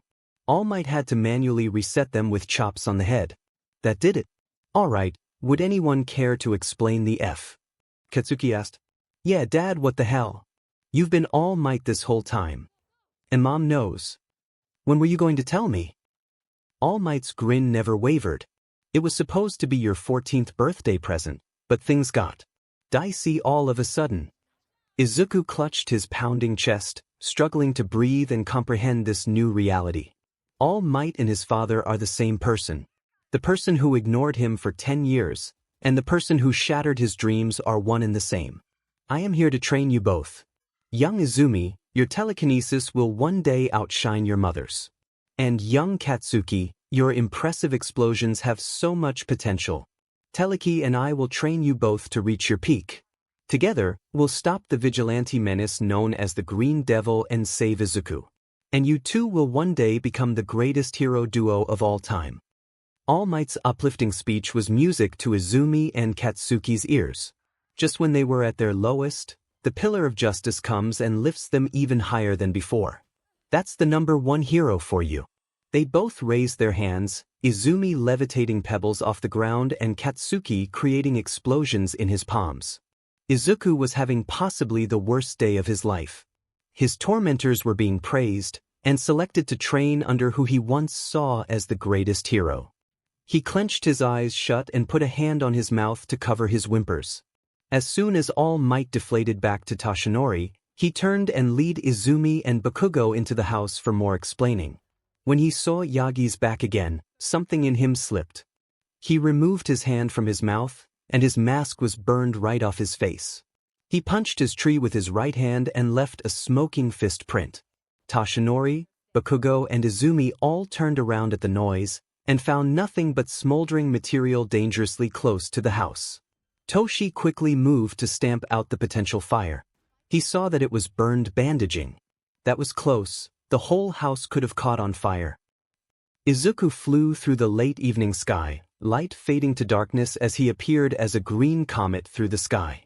He landed with a violent, fiery, smoldering crash on the roof of the nearest building.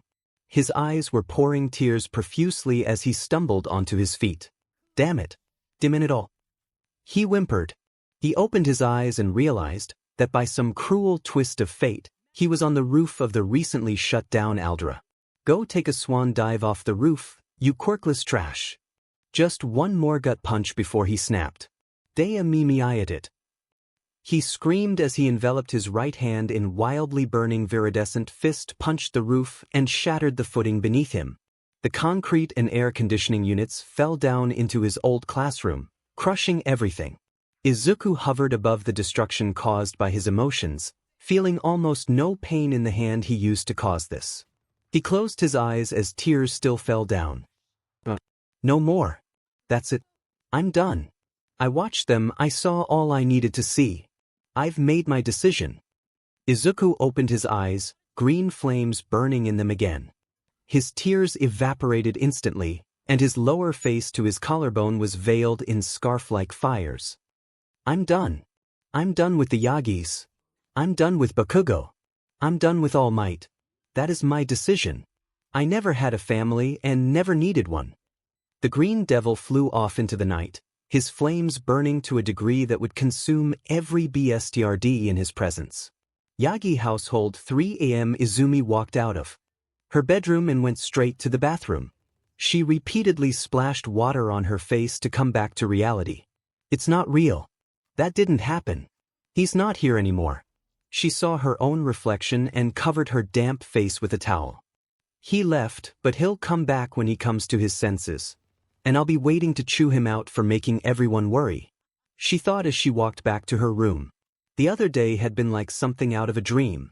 She and Kaken discovered her dad is All Might, and were going to begin training under the world's greatest hero.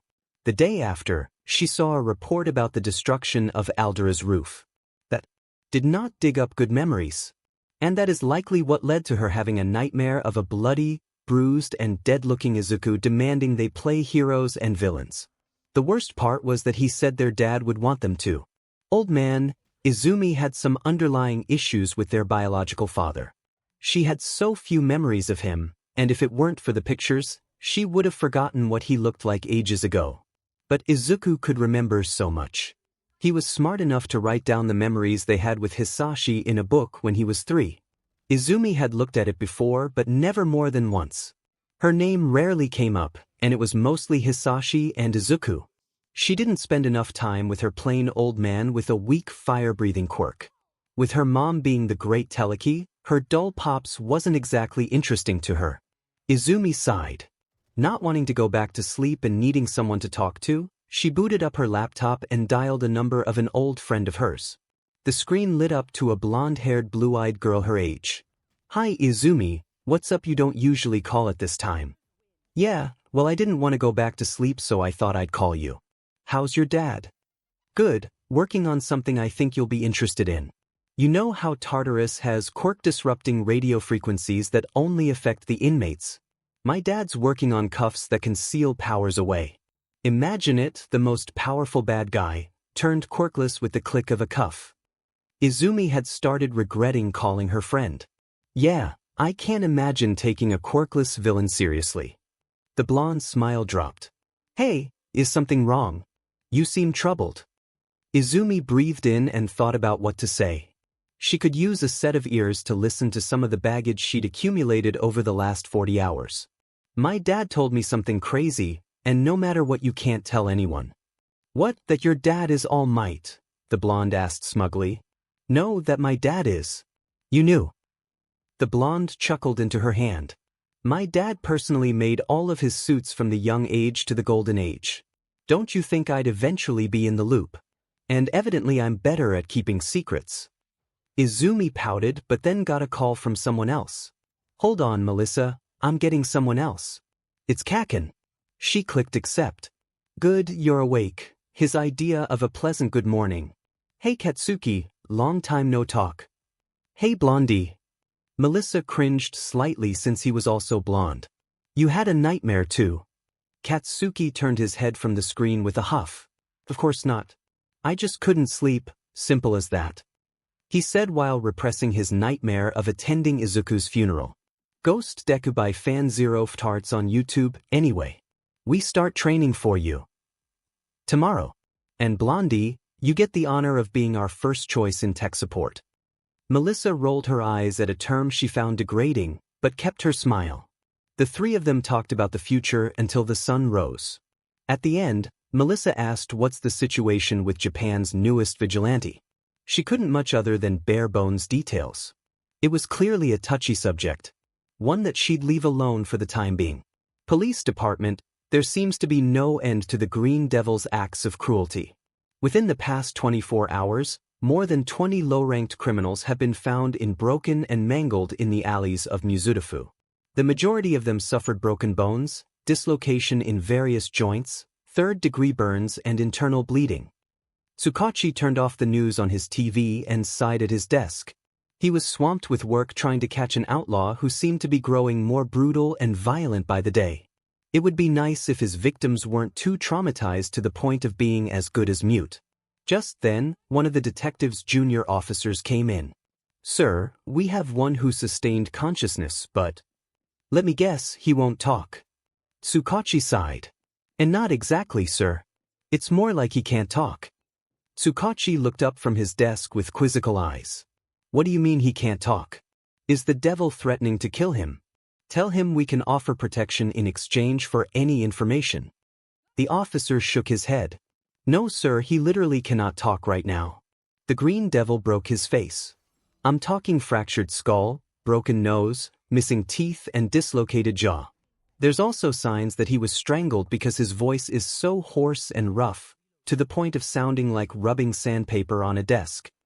Tsukachi's mouth went agape with horror. Surely the actual scene was more gruesome than the description. He wondered to himself, how could a child be so heartless? Sir, this vigilante, something changed in him. He's more active and much more violent. At this rate, it won't be long before the heroes have to intervene. A fact that Tsukachi dreaded. Keep looking. I want to bring him in before that happens. Yes, sir. Tsukachi didn't pretend not to notice that the Green Devil suddenly started beating criminals half to death the day after All Might told him he would begin training Izumi and Bakugo.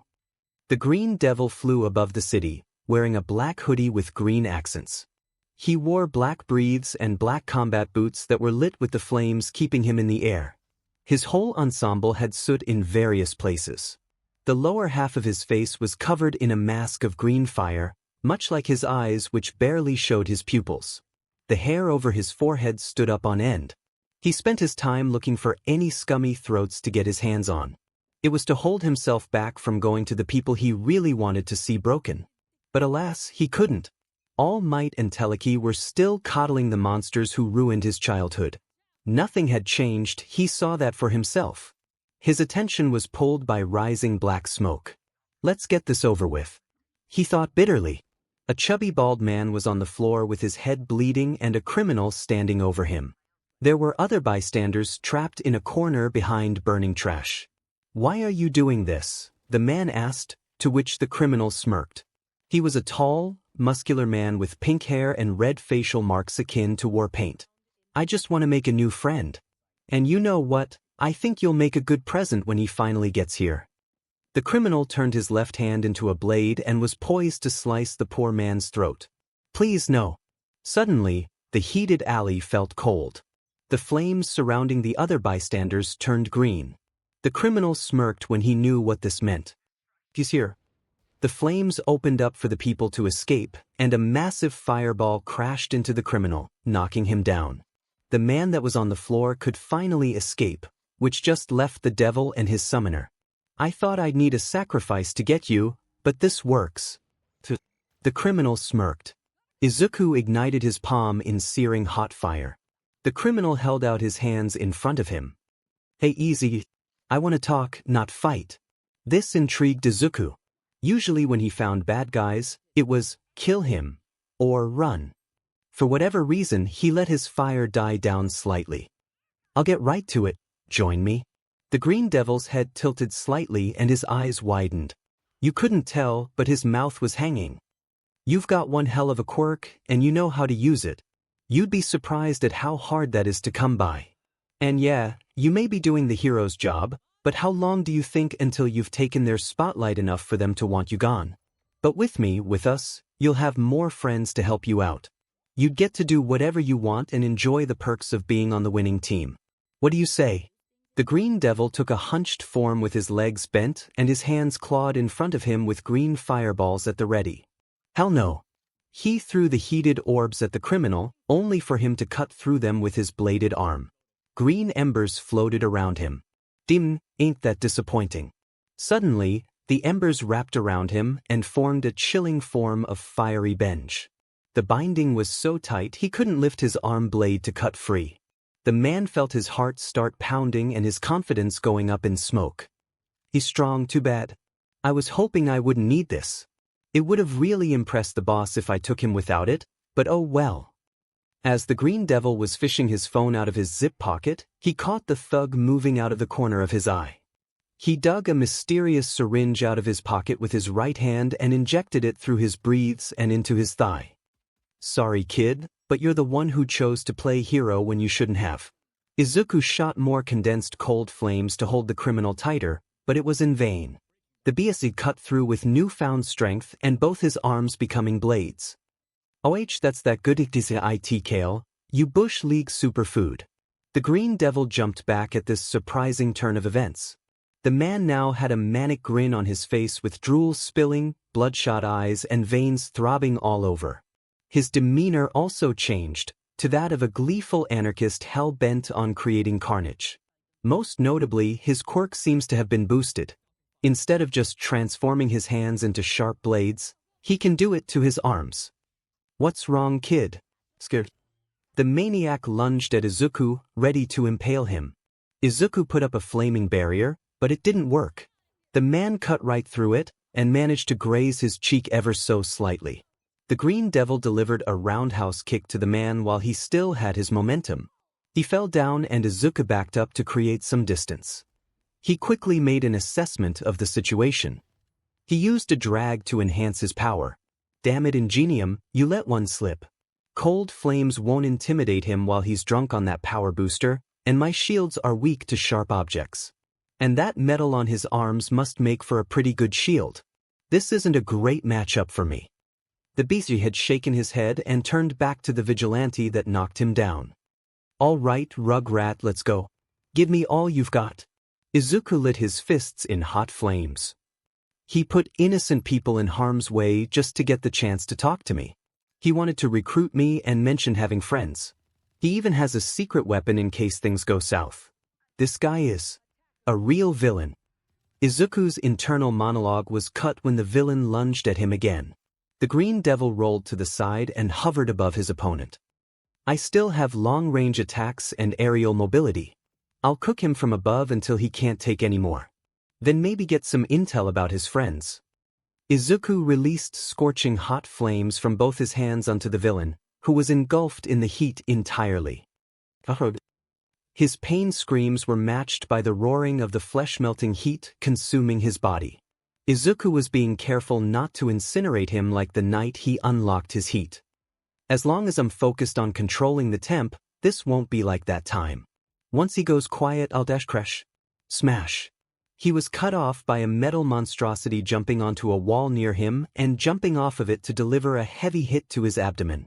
Izuku released a pained scream as he crashed into the adjacent wall and hit the ground. The force of the blow was strong enough to make him vomit blood. An earth-shaking impact landed right in front of him. He saw the villain in full-body metal armor, shining like a well-polished sword in the moonlight with smoke seeping out of the air-thin crevices. His knuckles, shoulders, elbows, knees, toes and head were all spiked and menacing. Thanks for the little warm-up, runt. Now die. He raised his right fist and turned it into a spiked wrecking ball of great destructive power. Izuku ignited flames to propel himself out of the way, a full second before he became a red stain on the floor. DMN. He got a bigger boost than I thought.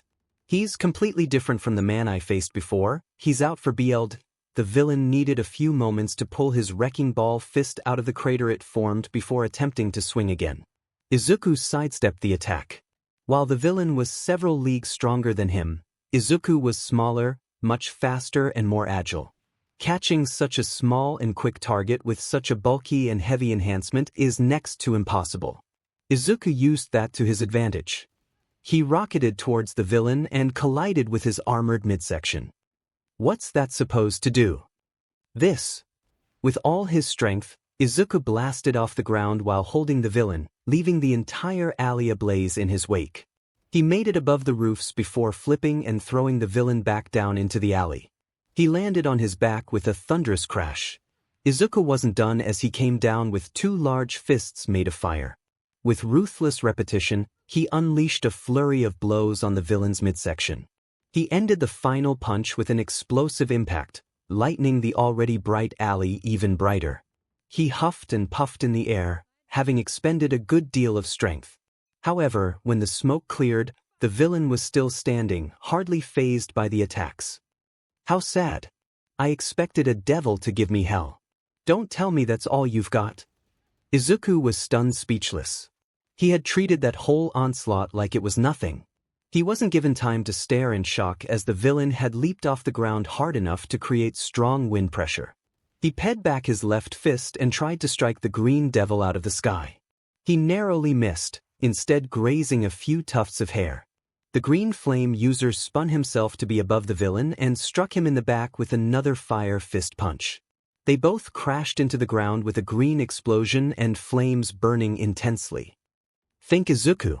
He won't give you enough time to try and melt through his defenses, and there's no telling how long it'll take for the drag to wear off. The villain picked himself up and swatted at the green devil, trying to hold him down. It's a shame, really. You could have been something great. The villain began casually walking to the devil at the end of the alleyway. Izuku fired a large wave of flames from both hands, but it didn't slow him down. Your quirk is useful and can probably do a lot, but you picked the wrong. So, the one that will eventually betray you. Izuku tried binding his feet with condensed flames. Strong enough to have it all. The villain lunged at him, effortlessly breaking out of the binding. Too weak to take it. Gorg. His left fist was brutally shoved into Izuku's stomach. The greenette spit up a concerning volume of blood before collapsing on the villain's arm. His whole body went slack as the flames hiding his face disappeared. The villain began breathing hard as the adrenaline from the battle and the effect of the quirk drag began to wear off. He looked down at his prize with pride. The armor on his face broke, revealing half his face and his twisted grin. Don't worry, Brett. I won't kill ya. Even if I wanted to, it's not up to me. Let's try recruitment later when we've both cooled down. I already said no. The villain looked down to see the armor over his stomach had become brittle and flaked off. And in his stomach was a flaming blade over the green devil's hand. Turns out, Izuku's earlier attacks weren't futile after all. It wasn't that the villain was uninjured, he was just too high to notice the damage he was taking. The impact of the blows coupled with the intense heat weakened his armor. Izuku just had to hold out long enough for his rush to reach its end. And now that the drag has begun fading, he's done. The flames in his eyes and on his lower face reignited, filling the villain with a growing sense of dread. Your sharp blades were a good counter, you should have stuck with it instead of brute force. This makes for a good finisher. Izuku's searing hot hand blade moved even deeper into the man's stomach, making him vomit a large amount of blood. While most of his body was still covered in armor, he could feel himself burning up from the inside. He tried desperately to pull away, but Izuku kept his hand sharp and hot. The man cried out as his internal organs were set ablaze. The green devil reached up for the man's throat with his palm extremely hot. Izuku grunted and increased the output and temperature of his flames, to the point that green flames escaped from the villain's mouth and eyes. Izuku shoved his body to the ground while still connected to it, and placed his foot on his chest. The man was entirely engulfed in the viridescent flames of the devil. When the light finally subsided and smoke cleared away, Izuku was standing over a heap of charred meat and brittle metal. The villain was completely unrecognizable at this point. His eyes were melted right out of the socket. His throat was incinerated, making the bones of his neck visible to anyone brave enough to look. His pink hair was burned away and the skin on his bottom jaw was entirely gone. What laid on the floor of that alley was a half-cremated corpse. Izuku breathed in the familiar strong stench of a freshly burnt corpse. Except this wasn't like last time. He did take a man's life intentionally, yes, but it was a necessity if he wanted to survive. He breathed in again, this time breathing in some of his own flames. Absorbing the cold ones into himself allowed him to regain some of his stamina. He hovered off the ground and flew off into the night sky, leaving behind what looked like a gateway to the viridescent hell with a freshly sacrificed human. He hadn't noticed it, but the people he saved didn't leave, they just got out of the way of the battle. One of them recorded the whole thing. As the green devil flew, he examined the damage to himself. He had a nasty bruise on the left side of his abdomen and stomach from where he was punched, and a cut on his cheek from the beginning of the fight. As much as he wanted to be proud of himself for his first big takedown, he couldn't help but think about what that man had said. The villain had made it clear he came from some kind of gang or organization, and they were recruiting, building their numbers. If that's true, he needs to be even more vigilant about cleaning up the scum on the street. Even if I wanted to kill ya, it's not up to me. He wasn't the boss villain, just a pawn. A dangerous pawn with illegal drags. How many others could there be? And whoever this boss is, what does he want from me? He began to lose altitude as his heavy thoughts weighed on him. The things that villain said stuck. The police were already after him. How long until the heroes followed suit? The villain made it clear that if he's not on their side, he's against them. And now Izuku has a target on his back. One for the Green Devil and another for Izuku Yagi. Lovely. The boy honestly doesn't know what would be worse. Being tortured by villains or going back to that house. Izuku landed roughly on the sidewalk in front of a hospital and let himself collapse on the nearby bench.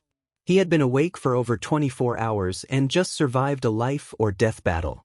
He needed rest. With any luck, no one would bother him before he wakes up.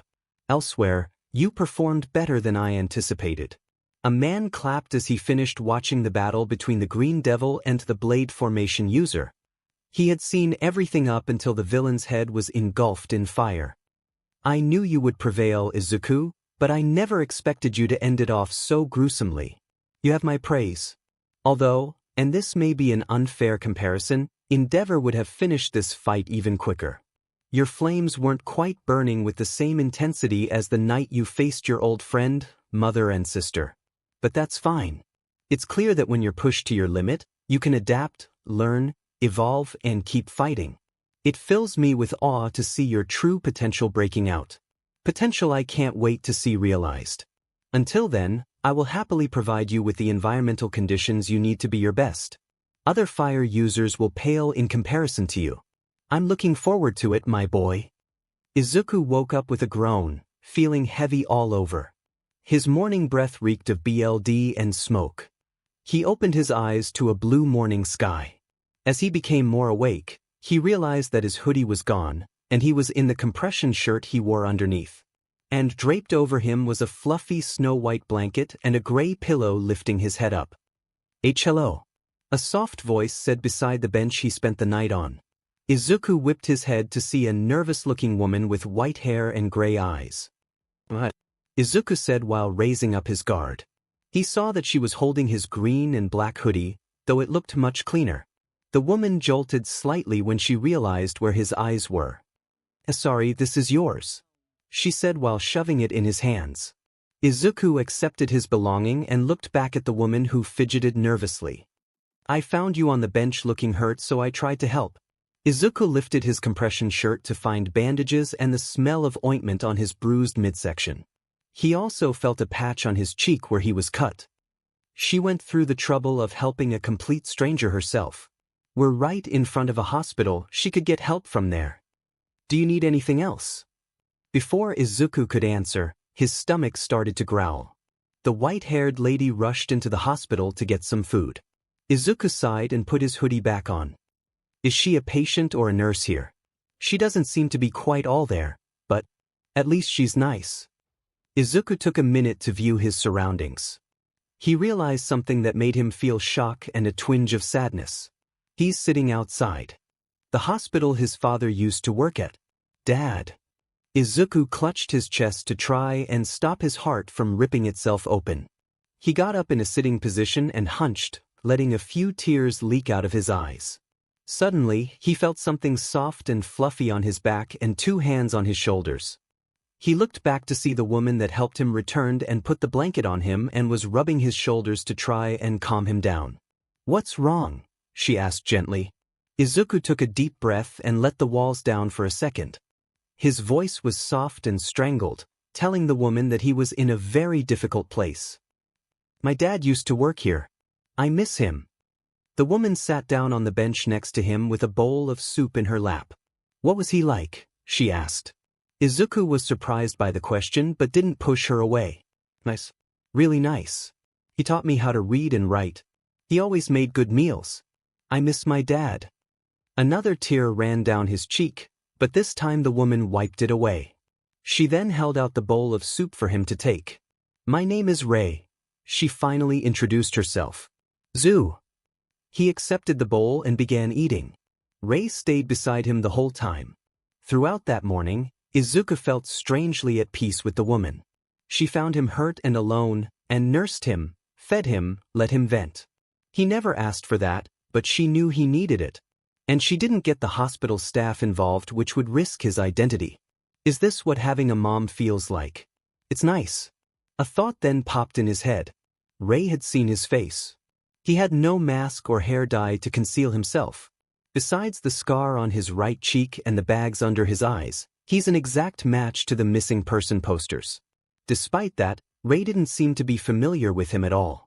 Granted, she doesn't seem to be 100%. Then it clicked with Izuku. She must be a psychiatric patient. That would explain why she's in the hospital without any apparent sickness or injuries. Izuku finished his soup and gave Rei the bowl. "Thank you very much, Ms. Rei." "You're welcome. Can I ask how you got hurt?" Zoo placed a hand on his stomach. "I didn't have anyone looking out for me." He looked down at his feet. Rei frowned and stood up. "I'll get you a water." She went back inside. Soon after, she came back with a tall glass of water in hand, but no Zoo in sight. All she saw left on the bench was the blanket and pillow she gave him. Izuku hopped over the rooftops, feeling invigorated yet also deflated. Perhaps it was leaving the first person to give him a taste of motherly affection. Perhaps it was the weight of having killed yet another person sinking in. It might have been his injuries that were far from healed. Whatever the case, he felt fine enough to get moving before he could be put in danger again. He landed on the ground and walked out of an alley, putting on his hoodie to hide his hair. He also grabbed his bright yellow backpack. "Right where I left it." He was getting pretty familiar with the back alley spaces of Mizudafu. Zoo walked among the people again, noticing something concerning. There were more officers and pros patrolling. In an area he'd never seen receive so much attention. Izuku tried to keep to himself and not raise suspicion. He walked until he found a large TV on a building with some shocking news. The Green Devil's barbarism seems to know no bounds. Even other criminals are seeking him for his power and suffer agonizing deaths. This is video footage from just last night. The following image is extremely disturbing, and it is advised that all minors look away. The news showed a video recording of the Green Devil piercing the powered-up villain and horrifically burning him to death from the inside. Many wandering people gasped, gagged, or looked away. The news then such to people who had witnessed the event. Formerly endangered woman. It was brutal from start to finish. That villain with metal armor had a quirk booster drag. He was a monster. The devil was beaten bloody by that guy, until he managed to go for the kill. The sound of those roaring flames, the agonizing screams, the loud crashing. Those sounds haunt my nightmares. Teenage blogger, that was the sickest fight I've ever seen. The Green Devil was getting his butt kicked and I thought he was dead, then we'd all be dead. But then the guy starts looking like a wraith from hell. That takedown is gonna bring me so many followers. The guy's a hero. When he saved my life too. Why don't the heroes do sick executions like that? We'd have less shitbags on the street. Middle-aged man, I don't know much about that young man, and I can't say I condone his methods. But he saved my life. Unlike the pros, he acted knowing he would receive no reward, risking his life for a complete stranger. He nearly died in that fight for us. For me. If you can see me, boy, please know I'm extremely grateful to you. If the heroes arrest you or you turn yourself in, I hope you channel your power toward helping people in a more acceptable manner. Izuku felt his heavy heart start to lighten. It was nice to see his work being appreciated, even if he himself agrees that some of it shouldn't be condoned. Namely being the walking local crematorium. The screen switched back to the news reporter, who closed off saying that a dangerous child is still a child nonetheless. He needs help before he crosses the line. Zhu scoffed and walked away from the billboard TV. If I do end up crossing that line, it's because I was pushed that far. The next day, ever since the report about the Green Devil's brutal execution, the streets have been quiet. Yes, there were more police and heroes on patrol, but there was no suspicious activity to investigate. Izuku had sent a wave of fear into the criminal world, and it seems the heroes felt it too. Although, this development wasn't felt much or at all by Rei. Her room didn't have a TV, and she wasn't allowed more than 10 feet away from the hospital. They were that paranoid about keeping her stable. The same time every morning and evening, she would go on a limited stroll and breathe in some fresh air. She had about an hour of outside time before having to go back inside, and she always used it to its last second. While on her evening stroll, she spotted a head of green hair sitting against the wall and instinctively approached it. Izuku breathed in through his nose and out his mouth. He dug through his pocket and pulled out a small picture of Hisashi. "I miss you, Dad." He put it back in his pocket when he heard footsteps approaching. He calmed down a bit when it was a familiar cold temperature. "Hello," she greeted him. "Hi. What are you doing back here?" Izuku didn't have it in him to send her away, and just sighed. "I wanted to visit the place my dad worked. Don't have anywhere else I want to remember him." Rei sat down next to him. "What about your home?" Zhu squeezed his arm. "They don't need me." He laid his head in his knees. His body began heating up in response to his emotions.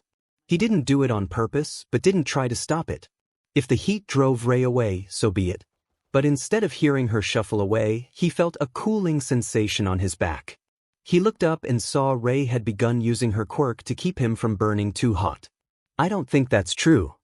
Izuku looked at her in surprise at what she had begun doing. Once he was at a comfortable temperature, Rei pulled away her hand which had a frosty mist coming from it. A frost quirk.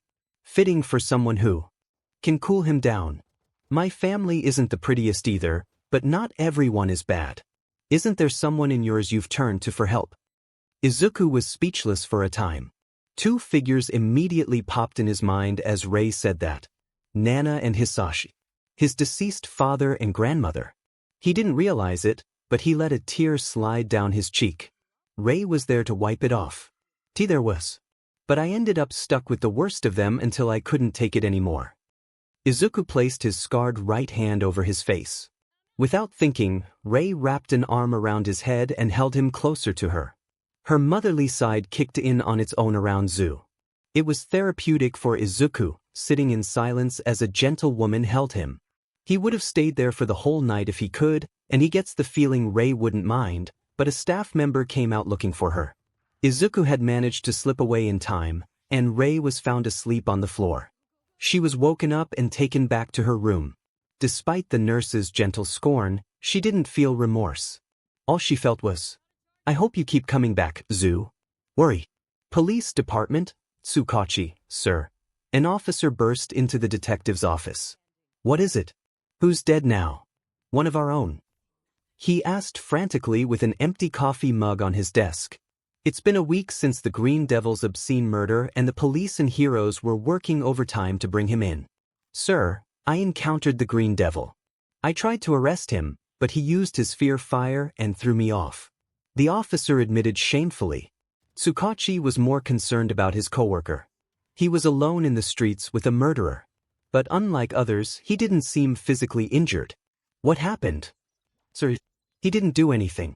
He shot cold flames at me and disappeared from my line of sight. I was honestly expecting to die, but here I am." Tsukachi looked surprised at this. The vigilante had another development. This time it wasn't anything to do with the Yagis. The vigilante actually became more gentle. This is wishful thinking, but maybe he's on a road to healing. If we're lucky, a good hero will be able to convince him to come quietly, and we can give him a better life. Wishful thinking indeed. Over the next 2 weeks, Izuku would continue to visit the hospital his father once worked at. At first, it was solely so he could feel like he was still with him. But then he quickly came to realize it was to see Rei. They talked, ate, and stayed close to each other for many evenings. It was always nice to share a bowl of soup under the pink and orange evening sky. Rei had quickly worked her way into Izuku's heart as the mother figure he was missing. She let him vent about how awful his life was. He kept some details hidden, like his vigilantism, misdiagnosis, and the identity of All Might, but told her most of everything else. And it was very nice to have someone to help him lighten his heart. In return, he lent an ear to Rei when she felt like talking. Izuku learned about her family, how she was basically sold to Endeavor and forced to be a baby machine for the man to reach his dream of surpassing All Might. The maddeningly stressful life she had before shattered her mind and landed her in a mental hospital.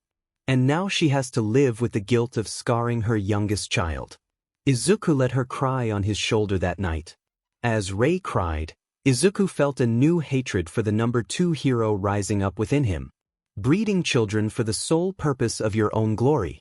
Then discarding your own creations for not meeting your ideal standards. How could someone like him possibly be called a hero? And to make it worse, he was chasing after a huge hypocrite. He and All Might aren't so different when it comes to being fathers. The top 2 heroes are now the top 2 scumbags to Izuku, not counting Izumi and 𝐒𝐲𝐸. His body began burning up as he held Rei. Rei didn't use her quirk to cool him down. When she had put together 𝐮𝐸 had a heat quirk, it reminded her of 𝐒𝐮𝐦𝐦𝐸𝐸, which she was afraid of. But she saw a sad boy filled with pain. That burning was from open, untreated wounds. So she decided to treat them and never got burned once. For the first time in years, she let herself be held by the heat of a fire quirk user, but it was very different from Endeavor. This heat was protective, comforting, and just the right temperature. They both found much-needed comfort in each other. "Hi, Dad. Sorry I haven't talked to you in a while. Been preoccupied. I have an awesome quirk, but it attracts attention from the wrong crowd. And now I don't think I even want to be part of the right crowd. I know you and Grandma are disappointed in me, but I genuinely don't know if I can ever go back to who I was. The Yagis are still favoring their only child, and complete strangers treat me so much better than they did. I don't know what to do, but I'll figure it out." Izuku stood up from his knees as he finished his prayer. A few tears fell down his face, but he wiped them away. He was on the roof of the hospital. He decided it would be a good spot to pray to Hisashi without interruptions. With that done, he could jump down and begin his evening talks with Rei, the highlight of his day. He walked to the edge of the building, feeling a little less foggy. But then a voice stopped him. An infuriatingly familiar voice. "Hey, what do you think you're doing?"